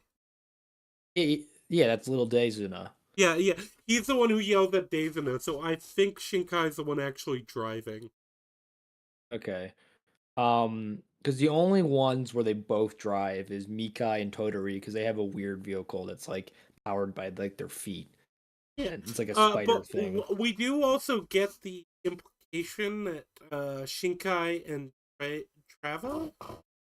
They wasn't implication. They were Oh yeah, formerly in the it's not an RoboCop implication. military. Dezuna literally says like they left the army to join the race, basically. Yeah, which is kind of a foreshadowing of Dezuna doing the same thing, right? He wasn't mad at them for deserting. He was mad that they ditched him. That's Yeah, like he's he mad that he explicitly didn't says get that. included. Like nobody, you guys Yeah. didn't even bother to like ask me. Yeah, because he didn't have that much loyalty to the Empire. He would have left with them if they would have been nice enough to ask. I Yeah, guess he was kind of the third wheel of their little gang. yeah. I mean, that's We any three-man friend group. There's always one who's not as close with the other two. yeah, yeah. Like the Kyle, Stan, Cartman trio. I mean, Oh, Kenny's the fourth man, but he literally kind of irrelevant most of the time. He's just off dead off screen. who's the third wheel in Yumi and Lulu? Yeah, I feel like we can't answer that question about Lulu present. We'll save that for another day. Party. Uh-huh. Yeah, so then we meet Shinkai, Trava, Tetsuzin. Lil Dezuna. Who's Tetsuna? Who's that? Yeah, the machine head Tetsuzin. The Oh, I didn't realize yeah, his the last name robot was guy. and then Machine Head, and he's a pretty cool looking guy. I mean, he's what Very. do you remember what they said? How many he won in a row? Was it like 20? It I was thought it was like something like that. He's like a repeated winner He's of never Redline. lost. Ever since he started, he's won every single time. But he's like the most successful. He's like the Tom Brady of Redline, except for he has an even better win ratio. Yep. Tom Brady, but better. Pretty much. I mean, Tom Brady was 7 for 10, so that's pretty damn good. But Machine Also, Head, to be fair, that's just for when he made it to the Even the Wikipedia calls him just Machine Head, but no, the subtitles specifically say, well, if it ain't Machine Head, Tetsuzin himself. I think that might have got mentioned like once in the dub, so I Yeah, definitely don't he's remember usually just called Machine Head, I think. And then they that. call him Mr. Redline too. That's another nickname of his. Yeah, and then fucking pussy ass Colonel Volton shows up later and just like big dicks everyone for no reason because he doesn't do jack shit the rest of the movie. Like It's he's funny too he's because with he's the most relevant in this scene, which is fucking absurd. yeah, he is. It's interesting because I'm fine with Volton being like a character with a lot of relevance. I'd rather all of the like Robo World just be Volton. I mean, even then, I don't think he's that interesting of a guy. He's just like generic competent military man who turns out to not actually be that competent. It's like basically like what's his name from Ahsoka? Who's the blue guy? Thrawn. He's Thrawn. He's built up to be this big menacing military commander, and all of his plans miserably fail, and he achieves nothing. So he's Thrawn from Ahsoka. Well, it's interesting because I, I think he's more Brutal. competent than the president. you said he's more competent. Yeah, than the president guy. Why? He Because the achieves president guy just nothing. freezes up. He actually goes and makes like decisions. Arguably, I disagree. The president would have had less because the president actually gets cold feet about a couple things, and Colonel Volton decides to do stuff that makes their situation worse. So he's actually more That's incompetent than the president because the president being hesitant would have actually improved their situation. no. Colonel I'd Volton just rather fucks one or the everything up other every take time he all makes of a the decision. scenes. Frank, he does more damage to Robo than any other character in the movie. Like he completely every single one of his Well, plans especially because he backfires. releases Funky Boy. No, wait, does he? I thought Yeah, he did. the He did. Rebels did. I think he did make that call.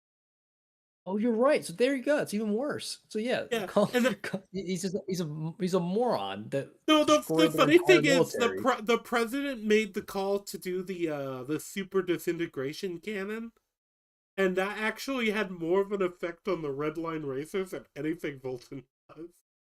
Yeah, like I said, Volton is the most incompetent person in the whole movie, and they built him up to be this big dick guy, and they were supposed to make the president the incompetent like buffoon, but the president actually makes several wiser decisions than Colin Volton. So like it's more of a disconnect in what they were trying to achieve and what they actually shown. Like Colin Volton is one of the most incompetent movie villains I've ever seen. Like I'm not even exaggerating. Yeah, The guy okay, achieves I'm nothing. gonna dispute that. You have definitely seen One much thing. more. Name one thing he achieved. Name one. Just one. Uh, Just one. One thing. well, he stopped Funky Boy. No, he didn't. We No, don't he see him did because win.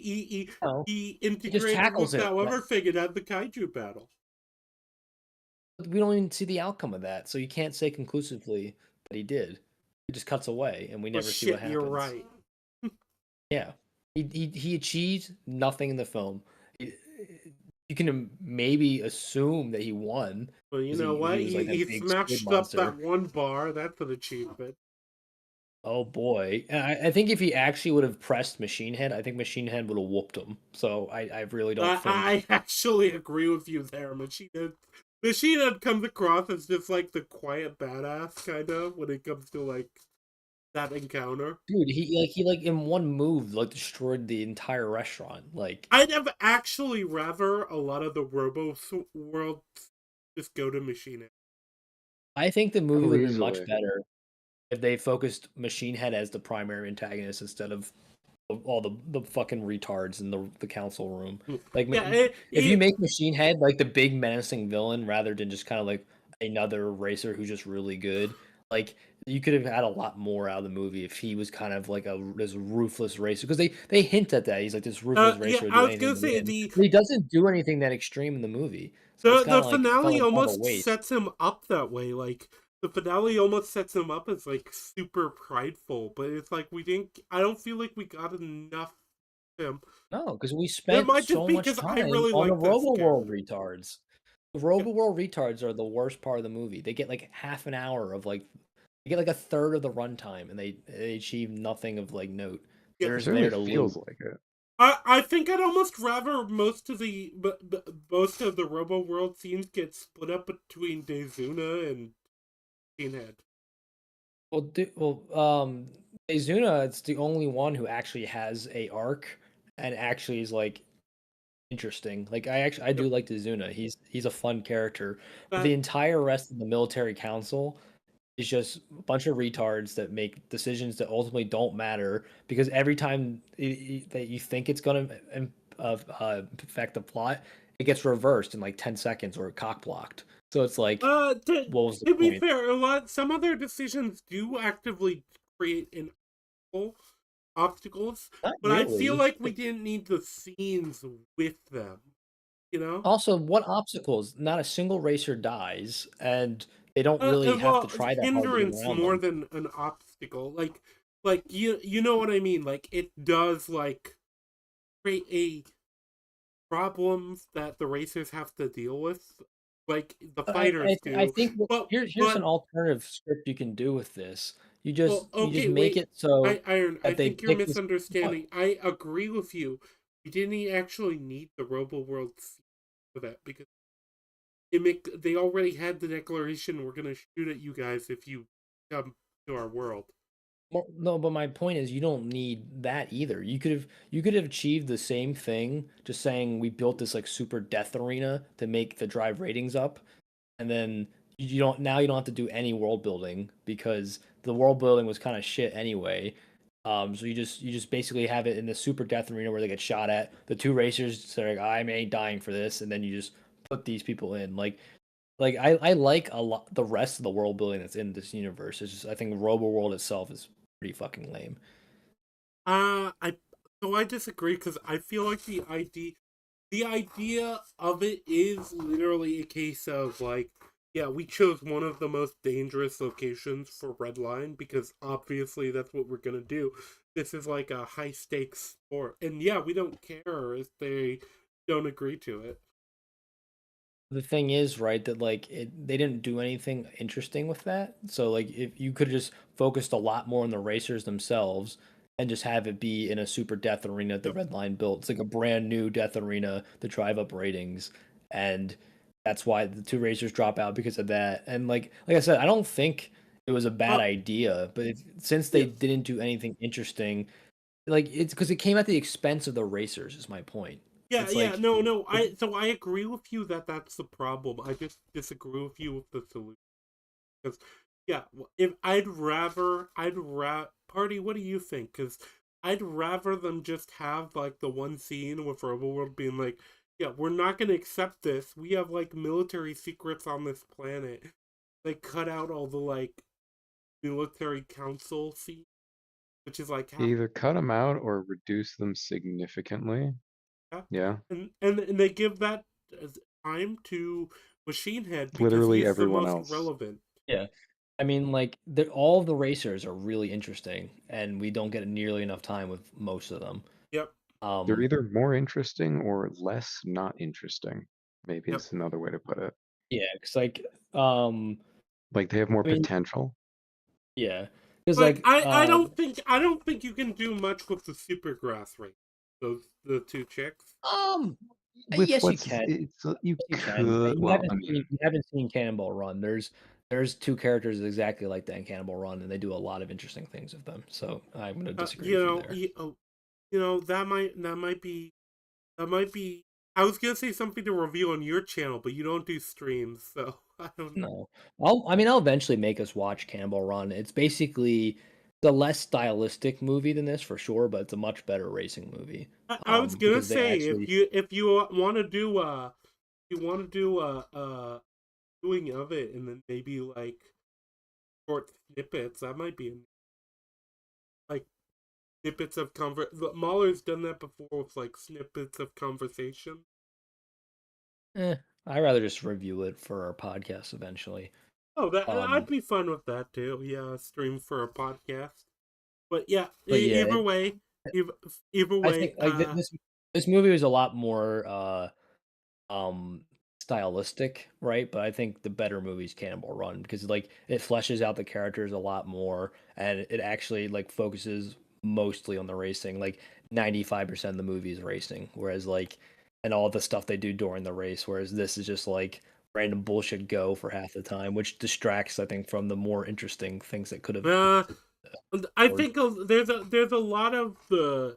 So I think I like the way they do it in that the red line itself is only like maybe like I think it's less than half the movie really, but I like that the build up to it is more. I think that's the way to do it. And I like a lot of the stuff with JP. I think a lot of the character stuff with JP and really good. sure, but my point is that like But we the needed first more. half of the movie is more interesting than the second half, and you don't really necessarily want that out Yeah. of a film, right? Like I had a much better time with the first half of the movie than the second half. Like I was kind of pretty bored with the movie until the very end because I don't really I think the red line race kind of sucks, honestly, until the very end. Like the Uh yellow line race is fucking phenomenal.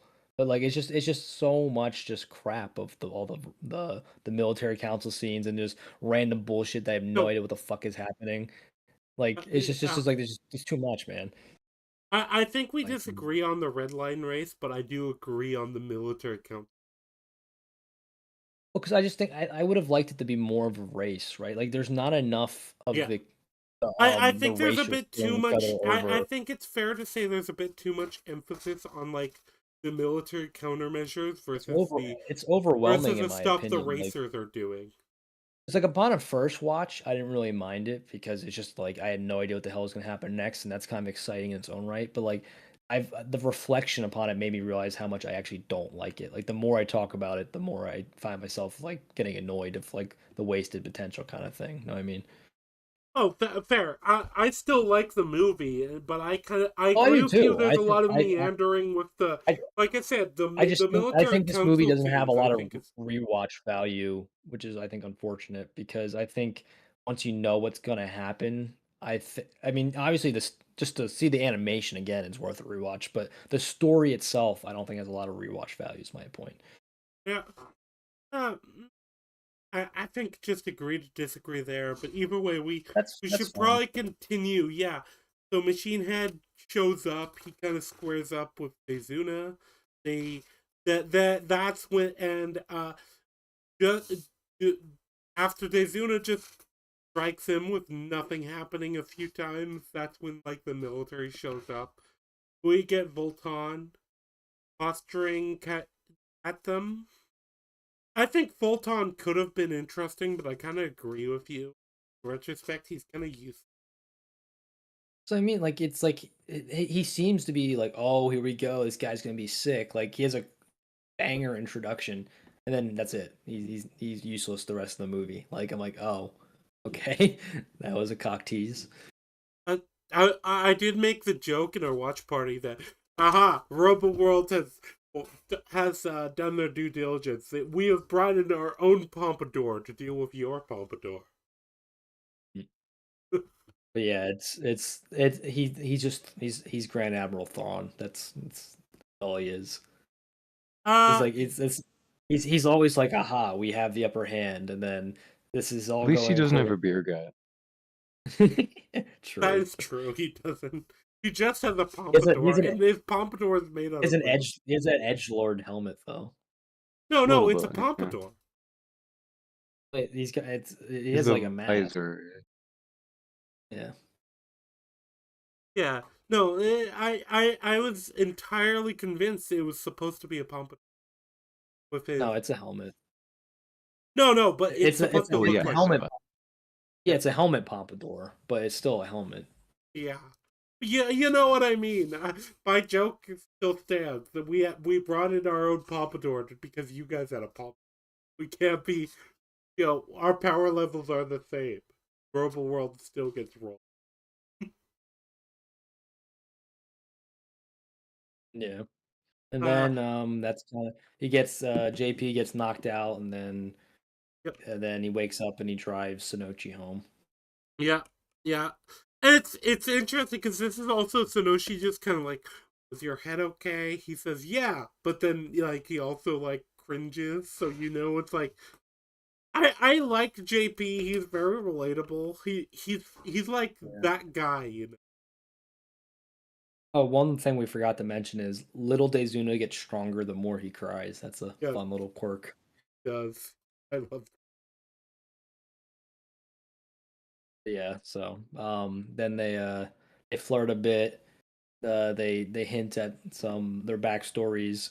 I mean, it's basically generic backstory and generic backstory. I mean, I'm not saying that's a flaw of the film, but they kind of Oh, have to be because they don't flesh the characters out enough because they spend too much time yeah, on useless side it's plots. interesting too because it is also very clear that Sonoshi doesn't remember JP, but JP Yeah. definitely remembers Sonoshi.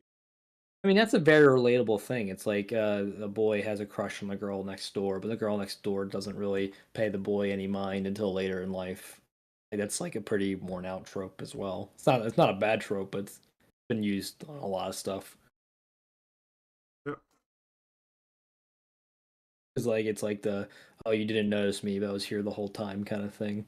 I mean, they do it. They sometimes do it the other way around with the girl being the one Well, not but noticed by the boy. it's But either way, interesting that's a too common trope. because okay, Yeah. so the subtitles when after she crashes in the it's uh JP's whole dialogue is like, "Oh, you did as good as you can. You drove like the wind. Just forget about it, okay?" And her desperately trying to like free her vehicle is just like, "No, I'm gonna race in the red line someday." And I think that is entirely what made JP interested. He it's not just that she's attractive. It's like he likes the passion there. I think if you want to tie into her, it's more so he did racing to impress her. Like I don't think he likes racing because she likes racing. No, no, I think that's he not what already. I'm saying. That I'm Oh, saying okay. he likes her because of her passion for race. Yeah, yeah. It's a admirable trait. Her passion and determination makes her more Yeah, desirable probably because than most people he's met. yeah, because he was almost like hazing her with that comment, and then her just natural response is like, uh, uh, no, I'm gonna race in Redline event one day. I can't It's also afford the to opposite. waste my time like this. It's also the opposite attract thing, right? Like she's like a fiery, hothead, passionate, determinate person, and he's kind of like ice cold, cool, calm, collected guy. Just kind of It, like it is what it is. Situation, go with the flow. Like they're pretty polar opposites in that regard, and they both find that attractive in the other. it's interesting too because it's very clear just from that early age that he was like immediately like, oh, yes, no, this is the one. Yeah, I mean it's love at first sight. It's like, it's probably Yeah, like if you had to uh, pick if you had to pick the after most common trope in media, I would say that's probably it. I would say that's the trope. Love at Yeah, first sight. this is literally like the frame where he fell for her. Hmm, see. I shared it in the group chat. I'm gonna put it on. It's not coming up on my end, but I have shitty internet. Yeah, Get it's better it's internet. yeah, it, um. Did we who did you guys say your favorite characters were again? I think Rang, you said it was Sweet JP. Who did you say Party? Um, I'm torn between either JP or the old man, but Frisbee's up there too.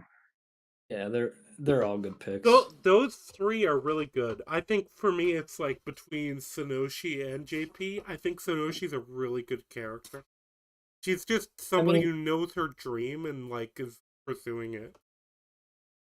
pretty much any of the main characters, I think you could make a case for. Like even Machine Head, like even though he doesn't get a lot of depth, I think he's just the cool factor could win out. No, He's a really cool guy. yeah, Machine. Um, Well, Machine is really cool, and he's kind of also just he has that like kind of he has that charm of he's like earnest about the sport. Like I kind of like that they played him straight. Right, he yeah. doesn't cheat. Like I kind of felt like they were gonna do that. Like so many movies have No, his type of character. Like turns out he's not quite what he seems, and he's actually just like um a scumbag who cheats to win. And he like no, he no. doesn't take the integrity of the sport seriously. Where Machine Head absolutely does. Machine is like I'm the best, and I want to continue being the best. That is his Yeah, character. and like I guess with Redline, you don't really need to be that integral because like pretty much anything goes. So it's maybe not the best example, but like you feel like he's more genuine than a lot of the other Redline racers. At least that's the interpretation I got. Yeah, outside of that, after the flashback, we get another scene, which I think most of the scenes with the like main team, the old man, Frisbee and JP are the best scenes in the show. Yeah, like I said, the I think the first half of the movie clears the second half. Oh yeah, definitely. The like pre-show is much more important. Yeah. Ironically, it's a lot like actual racing. The pre-show, the stuff that happens before the race, is much more important than the actual race. Yeah, because the actual race is boring until the last lap. like Yeah. Well, that's the only lap that like also, people like really care about. though, you have the fact that like uh, a lot of racing is about the gear involved. You know, the Mhm. like Swag. there's a reason it's considered a racing team. It's not just the driver himself Hmm. because the machines are so important to racing. Yeah.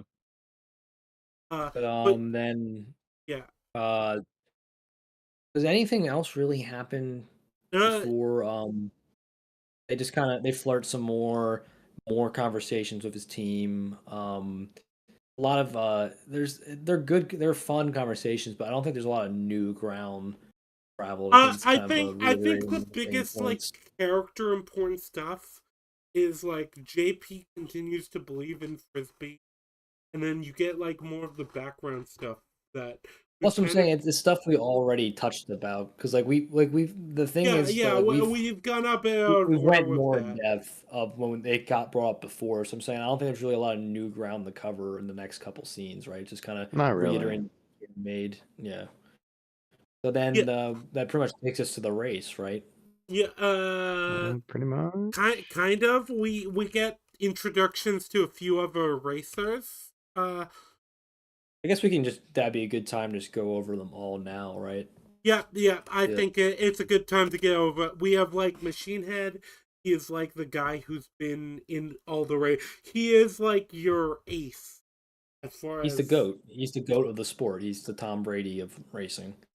yeah. He's a guy who's been like 1,000 races and not He's lost. one. He's didn't they say he's never lost, right? Like He's Yeah, undefeated since his yeah, first race, so yeah, and he's he's like unstoppable. this robot guy, and actually, that's a major advantage to him later on in Yeah, the because show. he is the car, right? Like he's like him and the car are one. That's like how seriously he takes the sport. Like he's augmented himself to like where you can't really tell where Machine Head ends and the car begins. Yeah, and yeah, outside of that, you just have like the stress of like, oh, is the old man gonna get the engine? Is Frisbee gonna betray us? Yeah, but I think you kind of know in watching it. It's like, yeah, the old man's gonna pull through, and yeah, Frisbee's gonna he's Well, gonna stick up for Frisbee's his gonna pull through. people. Yeah, but Yeah, yeah. Other than I that, would have been yeah. surprised if they didn't. Yeah. Who are the other like notable racers? I'll just go through them. I think Well, do you have their Boy Boy names? and Boss Boss, the Supergrass Well, team. yeah, they're a they're just kind of reiterations of the Daguan from earlier, except for they're like more attractively drawn. And then the biggest thing about them is since they're racing, that pulls in another major faction into the race, which kind of counteracts a lot of the Robo World defenses, right? Like Yeah, yeah. Princess Supergrass kind of Yeah. just kind of like felt Supergrass just Robo World magic over stuff and over through. again. She just felts them over and over again. She's like they have all these elaborate plans, and she's like, "Magic, you're screwed. Magic beats tech, bitch." Yeah, well, you will get the impression that Supergrass is probably like a major power too. I think she is. Like I think she's like as strong, if not stronger, than Robo-World, like her military power level. Yeah, yeah, because yeah, they basically like counteract a lot of like the initial defenses, and then you also have like And the Lynch. end defenses too. Yeah, Like at the end, they're like, how they're gonna get up there, and she's like, well, here's a ramp that goes to their main base. yeah, and those that you don't have like a counteract to from her, you have Johnny Eboyo and Lynchman doing their thing. Yeah, well, Lynchman and Johnny Boyo are just like mercenary Batman and Robin. Like they're just kind of like they're Yeah, heroes for hire in the literal sense. Like yeah, they don't do this out of a moral obligation. They'll just get paid to do jobs. and they like sabotage like the super disintegration cannon so that the race isn't just over because the Robo World Well, destroyed everyone. they don't really explain this, but are Psycho Man and Lawton are they like criminals that they can't like catch, or are they just rival bounty hunters So I think the idea is like it's criminals that like they catch and keep getting you know getting out? Like, it's yeah like I know that it's supposed to be like the Joker Harley Quinn reference, yeah but like, is are they like all they said there's their arch enemies. So I didn't realize I didn't because like uh, Lynchman and John Boyega aren't good people. So like I was just wondering if they were just like work rivals or they're just like actual villains that just keep getting uh out of jail. I think so. It literally describes them in the sub at least as rivals. So I assume they are rivals to some extent, but they don't go Well, I'm into it. saying, do they share the same profession? Is like are they rivals It just in just doesn't racing? explain it. Yeah, because like it's just there's a because I'm just wondering how far the reference I actually Yeah, goes. I think it's just a reference. I know Gory Rider. I feel like he's a Mhm. reference to something too. I mean, I'm not sure which specific character, but he's a The reference to like gorilla corrupt cops policeman in guy. general. Yeah, he's. I mean, corrupt cop is like one of the most common archetypes of all time as well. But like, I don't They know have whether some it's Terminator specific references. They have corrupt some cop. like RoboCop references with him. I think he's just a vehicle for like funny. It's just to make police brutality jokes. They do like five of them. Well, yeah, yeah, because doesn't he rough up what's their name? The two that look like really stupid, Miki and Todoroki or whatever. I think so. And like pretty much every scene he's in, he's just roughing up someone. He's a one note character. He's just a corrupt cop that But he abuses his also has power. so little screen time that one note character Well, would. of all the Redline racers, he probably gets the least screen time. Yeah, Which is one of my point is like I think he has a lot more potential to be interesting than again, I don't want to keep shitting on the Robo World people, but like I think they just wasted so much time that could have been spent on the Redline racers. I think I'd be fine with them wasting that time if Robo World was interesting. Well, that's my point. It's like it it wasn't. Yep. They had an interesting premise, but they didn't really do anything interesting with it. So that's why I think I like the idea of just making it a death arena, because then you don't have to build up all the politics of this world. It's just like boom, death arena run by Redline. Two people drop out, two people get voted in, keep that, and then like now you get to really explore the characters and really explore their interactions, because that's what I think was most disappointing about the Redline race, is that like there wasn't that many interesting interactions, because the racers don't really interact with each other much. They're more so interacting with the environment, which I didn't give a shit about. It's interesting too because you get the implication there are these like grudges outside of the race, basically, Yeah, like but it's with just Gory implied because we Rider don't get to and see it. Yeah. Miki and Todoroki. And then But you don't between get like a Winchman and J and Konishi and yeah. JP. I'm fine with him like not having that, but I also think you need the setup of Steve Grudge.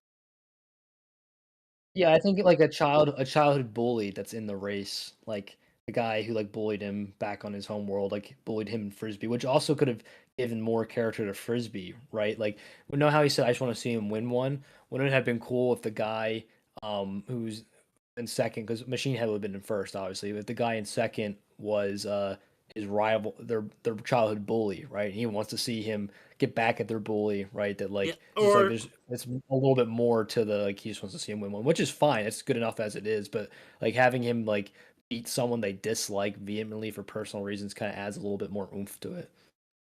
I also think you could have just had more Machine Head scenes where Machine Head kind of emphasizes them as like, oh yeah, you guys are like, second rate. You guys are like, yeah, you're like interesting for like the yellow line or whatever, but really like, look, you're amateurs. Well, see, I agree with you, but that's not a problem. Just Machine Head. It's a problem with all of them that aren't named Sweet JP or Sonoshi. Like the other six cars are woefully underdeveloped. I mean, like arguably Lynchman is the third most relevant, and that's kind of like sad. Yeah, that is true. Yeah, because It's like yeah, he has more of an impact on the plot than Machine Head because does, which is kind of I crazy. like the movie as a whole, but I really wish the side characters had a lot more, and Robo World had a. Yeah, so that's my main criticism as well. It's Yep. like I like I said, it works as a vibes movie, but if you want to like actually have like Yeah, it's like a meaningful cause and solid effect 6 or and like 7 out of 10. meaningful. Yeah, if you want more like if you want like the movie is amazing on an aesthetic level, but if you want it to be more than just cool aesthetics, you need to like kind of put the work in, which I think they wasted all their energy on the aesthetics, which are amazing. It's one of the aesthetically coolest movies I've ever seen. But other than that, there's not, I think, a whole lot to praise that isn't like kind of just like generic praises, like, oh, this character was neat, oh, this thing happened was cool, right? There's just kind of like a lot of the characters feel empty, which is fine. I don't need like super complex characters, but a little bit more would have been nice.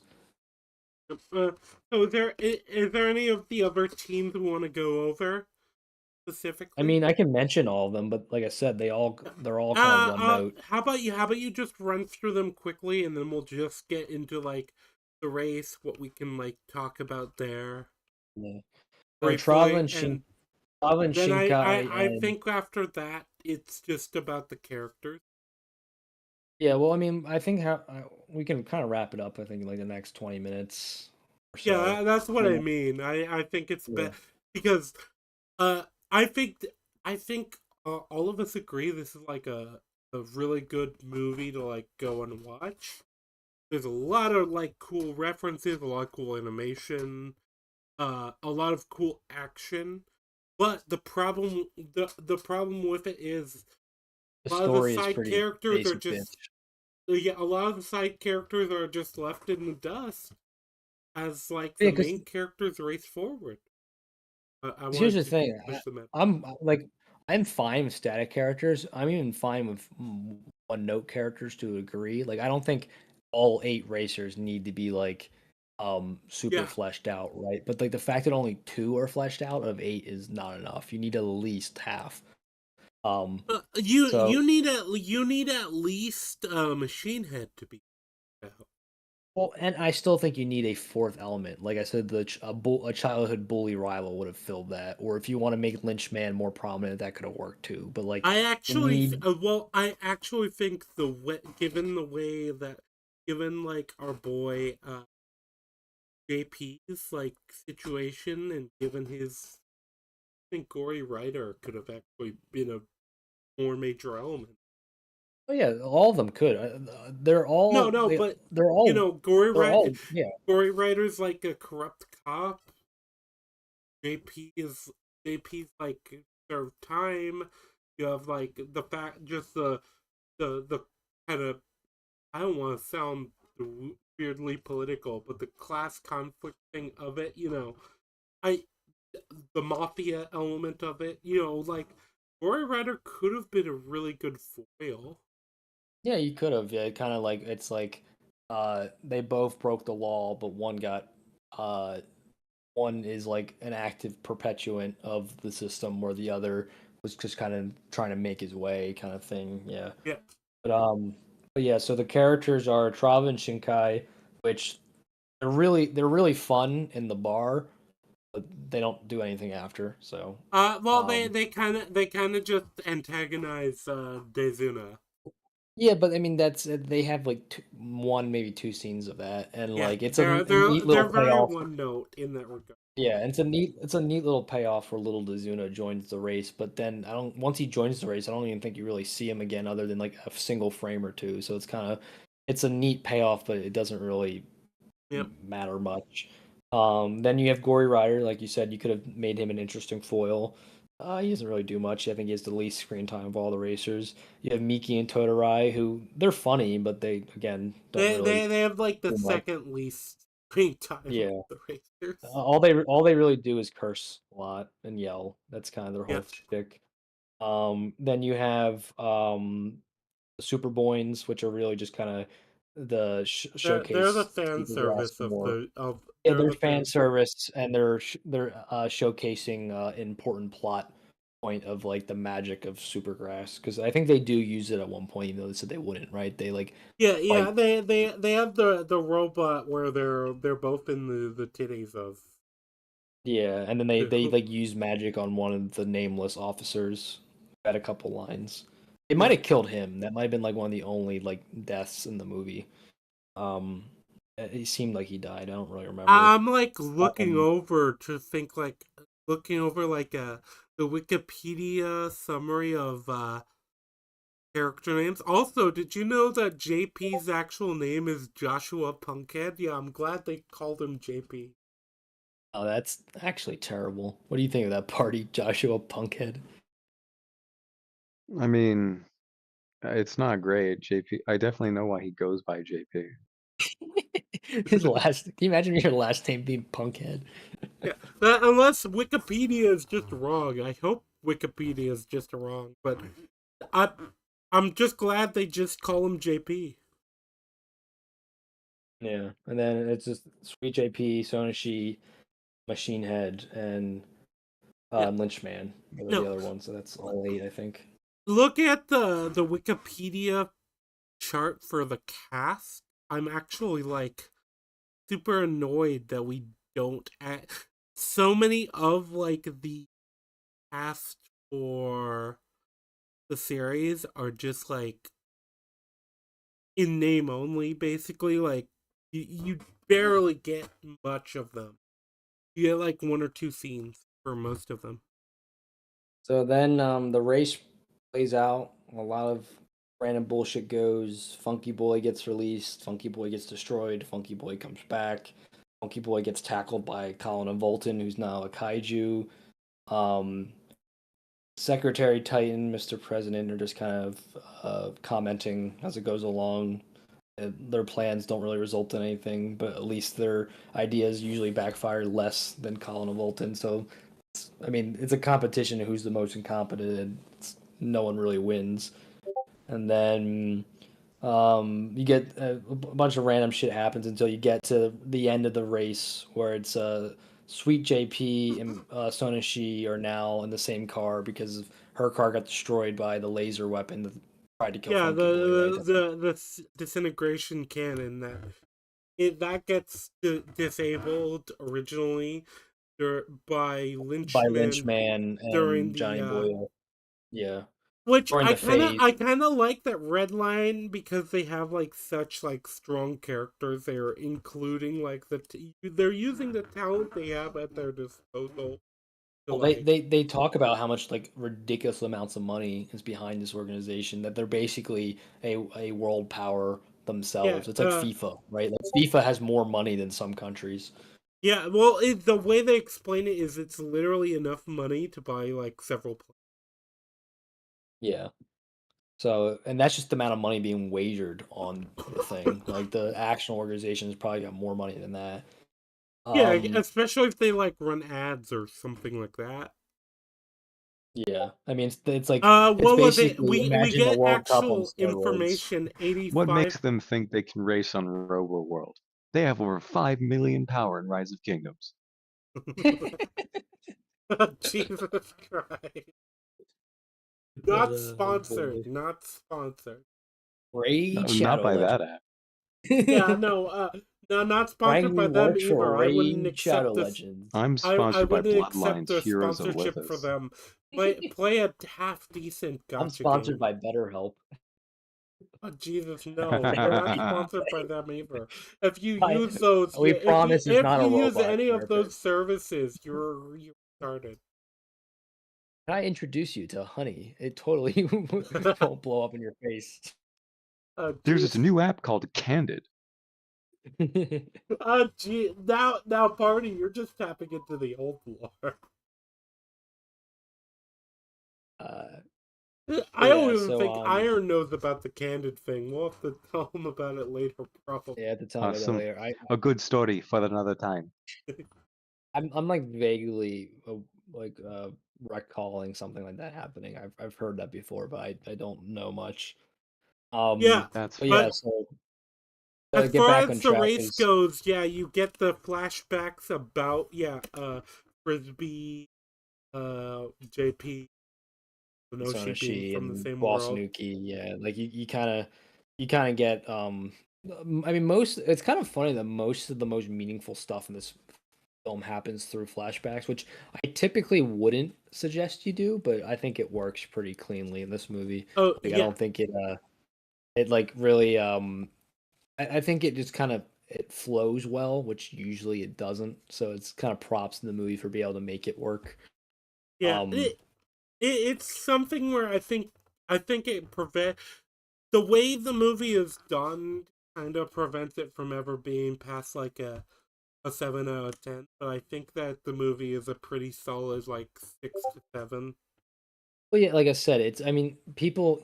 I mean, like that's one of the biggest problems with the Mahler server is people put too much emphasis on just plot, right? Like they would have probably given this movie like a 3 out of 10, which is absurd because they wouldn't have given the aesthetics or like the just like the non-plot stuff enough credit, right? Like the animation and the song choices and the style and you know what I mean, all that stuff really carries the movie, and it's just like the Yeah. world building is not very good, but it's got a lot of character and personality. You know what I mean? That goes along. Personality goes I along with think it. the You know, best way to steal that from Pulp describe the Fiction. world building is serviceable.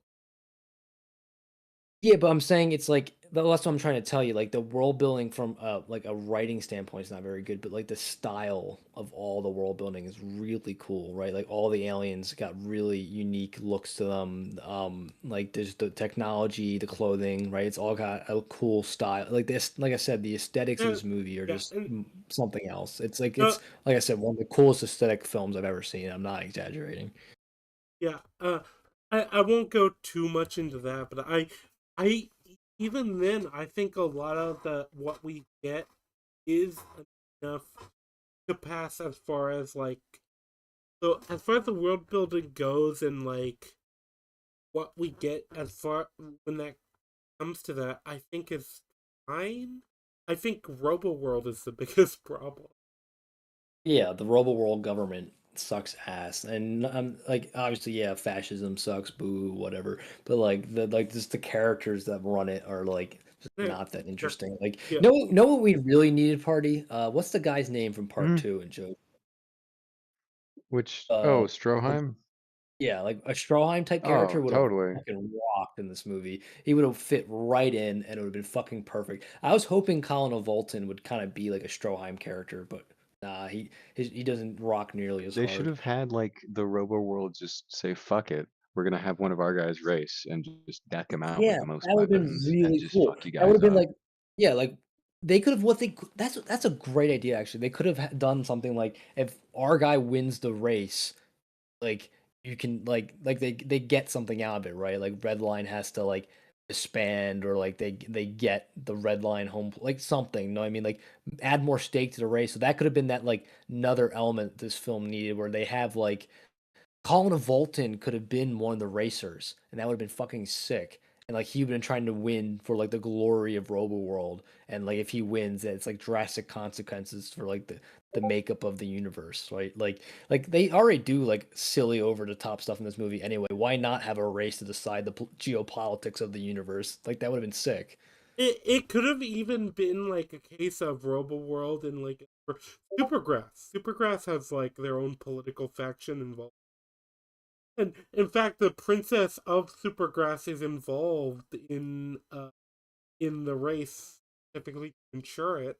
So why Yeah. not have it be like there is a political dispute in the background between Supergrass and Robo World that like this race is helping decide. It's like the president of Robo World and Supergrass just you know they were like, okay, how about this? Fine, we'll do it on my planet, but if we win, uh, we get this, and this. Yeah, that's what I was saying. Like you just I think you, more of the racers just need stakes in general. Like I that's what think I'm saying. JP's Yeah. stakes is fine, as far as like Well, yes, JP and Sonochi are like you could have done more of the characters for sure, but like I think they're good the way they are. I Like I even think, think but other than Machine those, Head's stakes are fine, but I feel like just he needs having to be that, fleshed out more. He didn't get enough screen time is the problem. He needs yeah, to be built up more. Um, but yeah, if you keep him mostly the same and just build him up more, that would have worked. But yeah, even with those three, you need a fourth and preferably fifth factor, right? Like, yeah. That's Lynchman why I could have been think it. Roy Ryder could have been it. The Supergrass Girls could have been it. But I think the biggest miss is not having Colin Volton be a racer. I think that would have yeah, really Colonel bumped this movie Volton up or from like a Dezuna. 7. Dezuna could have been a contender.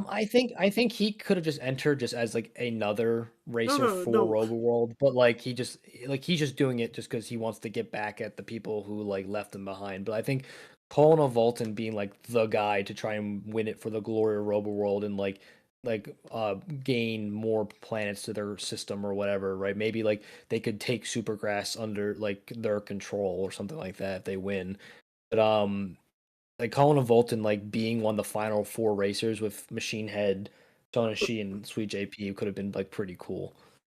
Yep. Yeah, Which, I think that could have been interesting. There's a lot of like things I could have done. And I also think that this is one of those movies that it probably could have like benefited from maybe the extra like 10 minutes. yeah, I think you could have added another 10, 20, even 30 minutes to this movie. 'Cause it was Yeah. only an hour 40. That's not long at all. It really isn't. But that is also the reality It's of only it's only like 20 minutes longer than a short film, so it's like it's barely a feature length film. yeah, and there are rumors I've heard that I don't believe that this was like and I don't believe because this wasn't a financial success. That this I heard somebody say, and I think this is just a completely wrong take, that this saved the studio. And I was like, no, what do you mean? Madhouse was like not only a prominent animation studio already, but this was a financial flop. Yeah. But since I'm running out of time here, Nope. we get Yep. to the end of the race. It's Sonashi and Sweet JP, uh, Machine Head, and who was the other person that was in front of him? Shit, I'm trying to Memory says blow remember. him up now.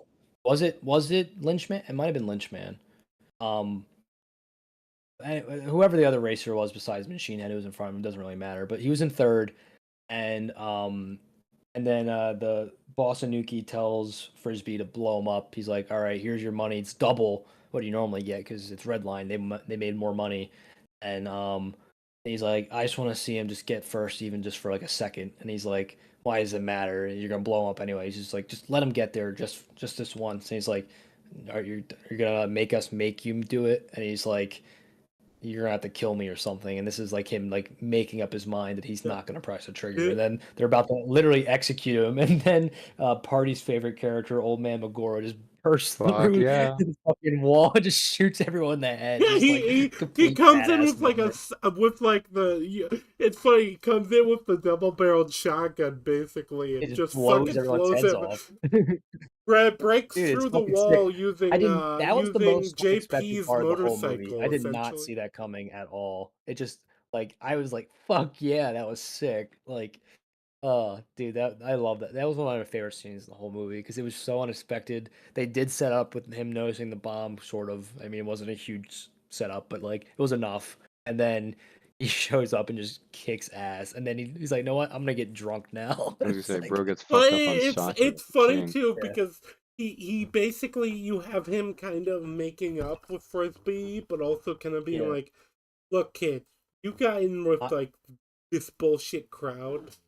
I'm Need gonna to hold on shape to up." this detonator now. He's like, "Ah, you Yeah, lost I'm your in charge detonator of the privileges," detonator. which is funny because he's the drunk one now. And then yeah, so then it's Sweet JP, Sonashi, Machine Head, right? Like those two are neck and neck. And then they both used like the super powerful like speed boost that they set up earlier in the movie that's like Yeah. super We unstable. also And have the kaiju battle that doesn't mean much happening around yeah, this I time. didn't mention it because they show up for 5 seconds and it Uh, doesn't matter. Anyway, I back to just your say watch the movie. There's a lot of like cool visuals we're kind of skipping over because they don't amount to much. Well, yeah, the kaiju battle looks sick, but it doesn't last very long, and it's ultimately pointless. So that's why I kind of skipped over it. Yeah, well, at this But yeah, point, we're so at the hour and 30 minute mark of the movie.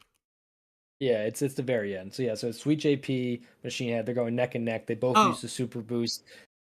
Yep. I think it was Suzuki that was actually in the second place or the third place. Suzuki. Yeah, Suzuki and his partner. I think. Which one was that again? I'm like skipping through the movie because I couldn't Who's remember. Suzuki? Who's that? The red guy who had the partner that was getting beat up by Dazuna. That's Shinkai. Oh, Shinkai. Okay. Why? Why Uh, did my brain say Suzuki?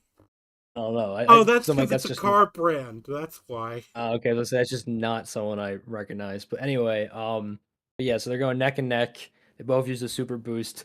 It's like looking like Machine Head. He's gonna pull through, and then fucking Mad Lad, Old Man Moger is like, click, and he just blows up the bomb. They give him a slightly faster speed boost, and then it launches them to the finish line. And then they do the Cars moment where his hair just slightly passes Machine Head, like the Lightning McQueen tongue, and then they The win the man race. wins by a pompadour.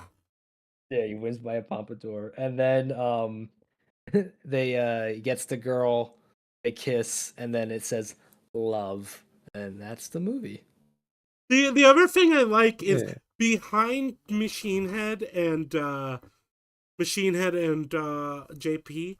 Everybody else uses their nitro boost, but it's kind of clear they don't know that they don't think they're gonna win. Well, that's a pretty common car racing trope. Is it's neck and neck between your main characters and one other racer slash team, It's funny too. and then everyone else is just behind, just trying to catch up. Like Cannonball Run does that too. It's like it's the main characters, and then the girls, like the glamour girls, are actually like the main rivals in Cannonball Run. So it's the main characters running against the glamour girls, and like and everyone else, all the other wacky characters, are just like slightly behind them. So that's kind of how that movie ends. Yeah, and, Well, I'm yeah, not and saying win, Supergrass but does the thing with the finish line, which I feel like Supergrass doing that is probably why JP and the girl are floating at the end, because like Supergrass yeah, has it's magic. magic. Yeah, so they won, so they get the magic highlighter put on them, and then they're like they're floating around, everyone's And they're looking, not they dead kiss. based because of the speeds they were doing. Yeah. And then is didn't you know the whole it was all about love all along? Yes. That's the real No, point of actually, Redline. unironically, it was for JP though. Yeah, and also for Sonochi, it was the love that her and her father shared for the sport. Like it was Oh, like I Yeah. was the gonna two say main that. characters. Goddamn. Yeah, Love of the so game. Nochi Yeah, comes. That's the thing. JP comes across as the person was almost more interested in what racing could do for him, and Sonochi was the one who was like the passion of the sport. yeah. I mean, you had all three aspects, right? Like you had the passion for the sport of Sonochi. You had the passion or there's actually four. You had the passion for the sport of Sonochi. You have passion for winning with Machine Head. You have passion for the prestige with what's it called, JP. I can't believe I blanked on him. And then you have the passion for money with Lynchhead, right? Like those are like the four things why athletes do sports, and you got each of them kind of an A character. Yeah, Machine Head is very much about the not only the money but the prestige. No, no, no. Machine Head is about proving you're the best, right? Like the four reasons you do a sport is the love of the sport itself, the love of winning, the love of the prestige, and the love of money. And like I said, the four most fleshed out racers, you want to call them that, because I would put Lynchman at four, even though he doesn't do a whole lot. He just has more screen time than all the other Red Line Yeah, racers who aren't the main three.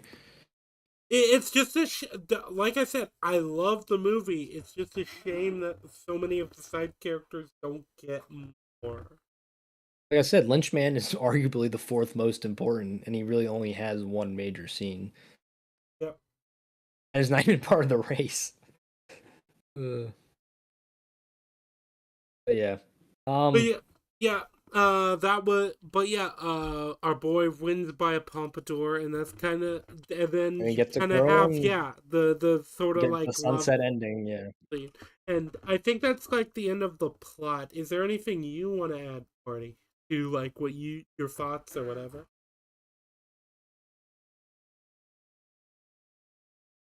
Um, Not off the top of my head. I think pretty much everything was covered. It's a fun, entertaining, solid little movie. Couple rough spots here and there, but nothing that would keep me from recommending it. So yeah, I guess we can just do the final like overview. Anything else you want to add to like this kind of like final thoughts on the movie? Like I said, yeah, just a general recommendation again. The Yeah. anime, the way we're describing it, I wish I could show like what Oh, anime. totally. Well, this movie kind of proves that like the visual medium of storytelling absolutely matters. I'm not even talking about like show don't tell. I'm just talking about like just that, like the art kind of transcends the script. You know what I mean? Yeah, Like the visual and audio thing. It's like these visual. Movies are a visual audio medium, and yeah. Th- if I This movie describe almost this makes me story to understand The Last somebody, Jedi Defenders. Almost. yeah, if I describe the story, yeah, it sounds awful, but the visuals and the audio stuff of it does absolutely help with it. I mean, really, the only difference between why this works and The Last Jedi doesn't is that well, one, this movie is just using its own characters, but two, like I think the it's, character work in this is also a lot better it is. But I'm for saying, the but like main characters. it's basically it's a serviceable story with like great visuals and audio versus a movie with great visuals and audio and a non-functioning story, right? Like you can Also, do. there's the issue of it's clearly made with like a positive feeling to it, aside from Oh something that yeah, feels like yeah, spiteful.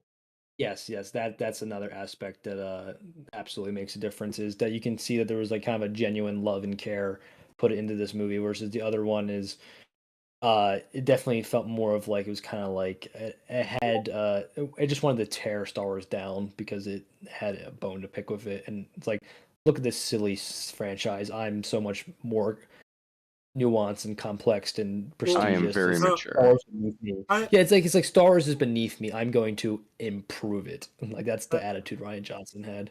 I think you can kind of take Laser sword. Yeah. some of the like motivations of the characters with like the love of the sport and stuff and apply it to the animation studio itself and the way this movie is. And I think it kind of works as like a metaphor, even though I don't know if that was like an Probably was intentional. yeah, it probably was because I think the best art generally there is something there. And like you look at the animation in this movie, it's phenomenal. It is something I think just generally I would like recommend. I think it's the type of movie I can recommend to anyone whether they're into. In fact, I actually think it works better for people who aren't into anime because it's not really playing as much in like anime tropes at all, as much as it's just like a general racing film. Um, I can see why you say that. I still think there's a lot of animatisms to it, but it's definitely not the Maybe worst offender, that's for sure. I know what you're And talking about. there absolutely was fan service. I mean, you know how many I was times they gonna like say focus some of on the her tits, Sonoshi like stuff. they there's a lot of that. But that's not necessarily an The anime thing Sonoshi to be titty scene, and then just all of the Supergrass teams.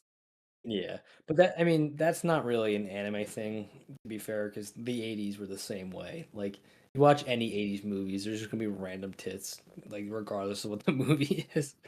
Michael Bay. Yeah. Yeah, Although Michael Bay was just I think actually talked Scarlett Johansson out of doing like a shirtless scene in one of his movies, which is like Whoa. yeah, it's kind of crazy to think about. Like oh, character Michael development. Bay. Whoa. It was purely for the art all along, okay? And it's we didn't see. Yeah, it's like We didn't he's like understand. literally His said goals were beyond our understanding.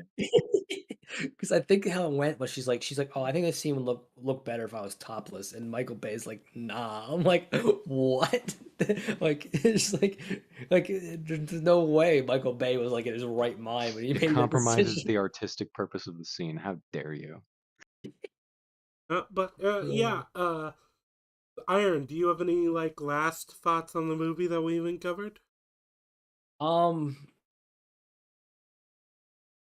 this movie was really good. Well, sorry, it was really entertaining. I wouldn't say it was. Yeah, I wouldn't say really good is I think it was quality good. I wise. don't think it was really good. There's a lot of aspects to praise, but I think a lot of the best parts of the film were more technical, which I don't think we usually lend the same kind of uh Yeah. Mhm. what's it I called reverence for in live I action movies. It's because you can see the results better in yeah. animation because it's a more expressive medium. However, I don't think that's necessarily a bad distinction to make. I I think the visuals do matter more in an animated medium, and boy, do they deliver. And the characters are all serviceable, although they're a little frustrating, lackluster at times, especially the side characters. And oh yeah, Robo World, the they kind of suck. The all the Robo World leaders are a bunch of fucking incompetent morons that get way too much screen time. Other than that, it was a pretty fun movie and a lot of fun racing bits, and just kind of definitely a recommendation despite its flaws. uh yeah. I as I said, I'll just give my final thoughts then, and then we can like end it there. I think. Yeah, Uh I've already stayed over like an hour oh like yeah, planned. you can pop off while I'm just going through this final little I mean, as stuff. long as you're not going to go more than a couple minutes, I'll Yeah, just it'll stay. be a couple minutes. But yeah, so I think that as far as this goes, the visual and auditory treat, it's a very like entertaining film. I think that there is solid character work, especially if you pick it and then you notice a lot of the nuances that the the movie doesn't like hold your hand about. And I actually appreciate that this is a movie that kind of trusts its audience to like pay attention and notice more of the complexity. Uh, Yeah, it's definitely a film that there's more there if you want to explore it, but it probably needs to do a little bit more job highlighting it. It's not completely on us. yeah, I kind of Yeah. agree. I think the Robo World is very a lot of the Robo World themes are very lackluster. I think those are like kind of the low of the but overall, and I think a lot of that time could have been repurposed to the other racers and establishing them more and giving them more character, maybe more motivation, because a lot of the racers don't really. You have like very like vague kind of like a lot of the racers we only have like a couple probably. We don't know why half the racers want to do it, which is kind of a problem. Yeah, but I think overall it's definitely worth your watch. It's probably a 7 out of 10 film. It's probably a fair assessment. By like and I definitely recommend you give it a watch. As I said, now this is pod racing. Now a lot of the visuals are very creative and and very well done and well animated. Uh, and I think it delivers in a lot of ways that a lot of like fantasy racing series I've know about don't. Because it's not just cars racing in like random desert planet. There is a lot more to it, and there's a lot more they're willing to do. I think that's appreciable. A lot of the vehicle design. Oh, I think all of the main like racers' vehicles are uniquely designed. A lot of the racers have unique designs. It's very well designed movie. Uh, but yeah, I'd give it a recommend. I would say don't expect like it's one of those things. I wouldn't say expect high art, but I would say it's deeper than it A looks. damn good. It's a damn good time. That's what you could say. Yeah, it's a damn good time, and it's slightly deeper than it looks. I think that's fair. Hmm. Yeah, Yeah. Yep. you will enjoy yourself. Yes. Oh, that's for sure. I as Un- much as I chat on Robo World, like I really don't want to diminish how much fun I had watching this movie. It's a Hmm. lot of fun. yeah. Until next time, though. Thank you very much for watching. Whoever's watched this far. I hope everybody has a good rest of their week and a good weekend. I'll be back to finishing up Hollow Knight next week. I Nice. will I will have videos coming out hopefully more regularly than I have been, but no promises. Yeah, outside of that, I recommend checking out the playlist on the channel or on Iron's channel because he also has the videos on his channel for the Oh, the Undead ones from Unfiltered yeah. podcast, which has the two of Yeah, like us. I'm I will on not be re-uploading. Yeah, Party does make a couple I'm appearances. on Jeopardy. Yeah, he wins. Spoilers.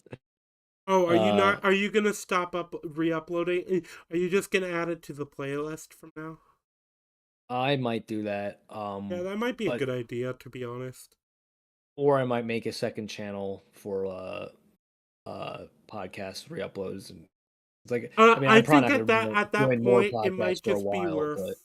Yeah, at that point it might just be worth. You know, just leave it. We can afford just the two re-uploads, yeah. or But two. I mean I'm probably not gonna re-upload this one to my channel because our Well, yeah, this the podcast also is. Yeah, re-uploads I was gonna are say this also isn't the podcast, so we yeah. don't have I mean Lulu it's here. And Party, yeah. I'm sorry, you are not replacing Lulu. You failed the audition. That's okay. There's a reoccurring theme of Rangy just shitting on Party for no reason. If you watch Jeopardy, Oh, he tries to kick but him off no numerous. reason. Dude, it's just I'm like sure it's there's like oh, reason. yeah, Well, fair enough. look, if I It's just disliked funny. It's just Party, like he it's wouldn't okay. be We my can just main kick Party Discord off, and mod. Party was just sitting there silently listening to Rangy, just like oh, we don't need him. Like you asshole. But look, I'm big timing him. I have a whole. I say that, but he actually has more subscribers than me. Despite having... Yeah, he is Hell yeah. 34. He is 33. But, all right. Yeah, I But think no. As much as I meme, yeah. Thank you very much for watching. Thanks to my guests here for dedicating their time. oh, thanks for having me. Oh You yeah, know good how much time. I love fitting this into my schedule, but as much as I kid about this, I do enjoy these. It's just I do not have the time, so I I'll was pay gonna for that say later, but the that's next time okay. we're gonna have to be more like thorough about our planning if we do the Marvel animes. Yep. Yeah. Yeah. The next stream, I don't know what it's gonna be about. It's probably gonna be just me unless I find a guest. So I will not be volunteering. Good luck. it's fine. It's fine. I'll train you off I'll train an AI off of. I'm sure I can do that. It's I don't think I'm the best example to use. It's supposed to be intelligence, right? Artificial intelligence. What do you I don't mean? think you're gonna Because get that result. AI is stupid, so I need somebody Yeah, stupid because for it to emulate. all right. Well, I'm gonna be hopping off All right. now because I think this is pretty Yeah, much the end of the stream. I'm ending the stream.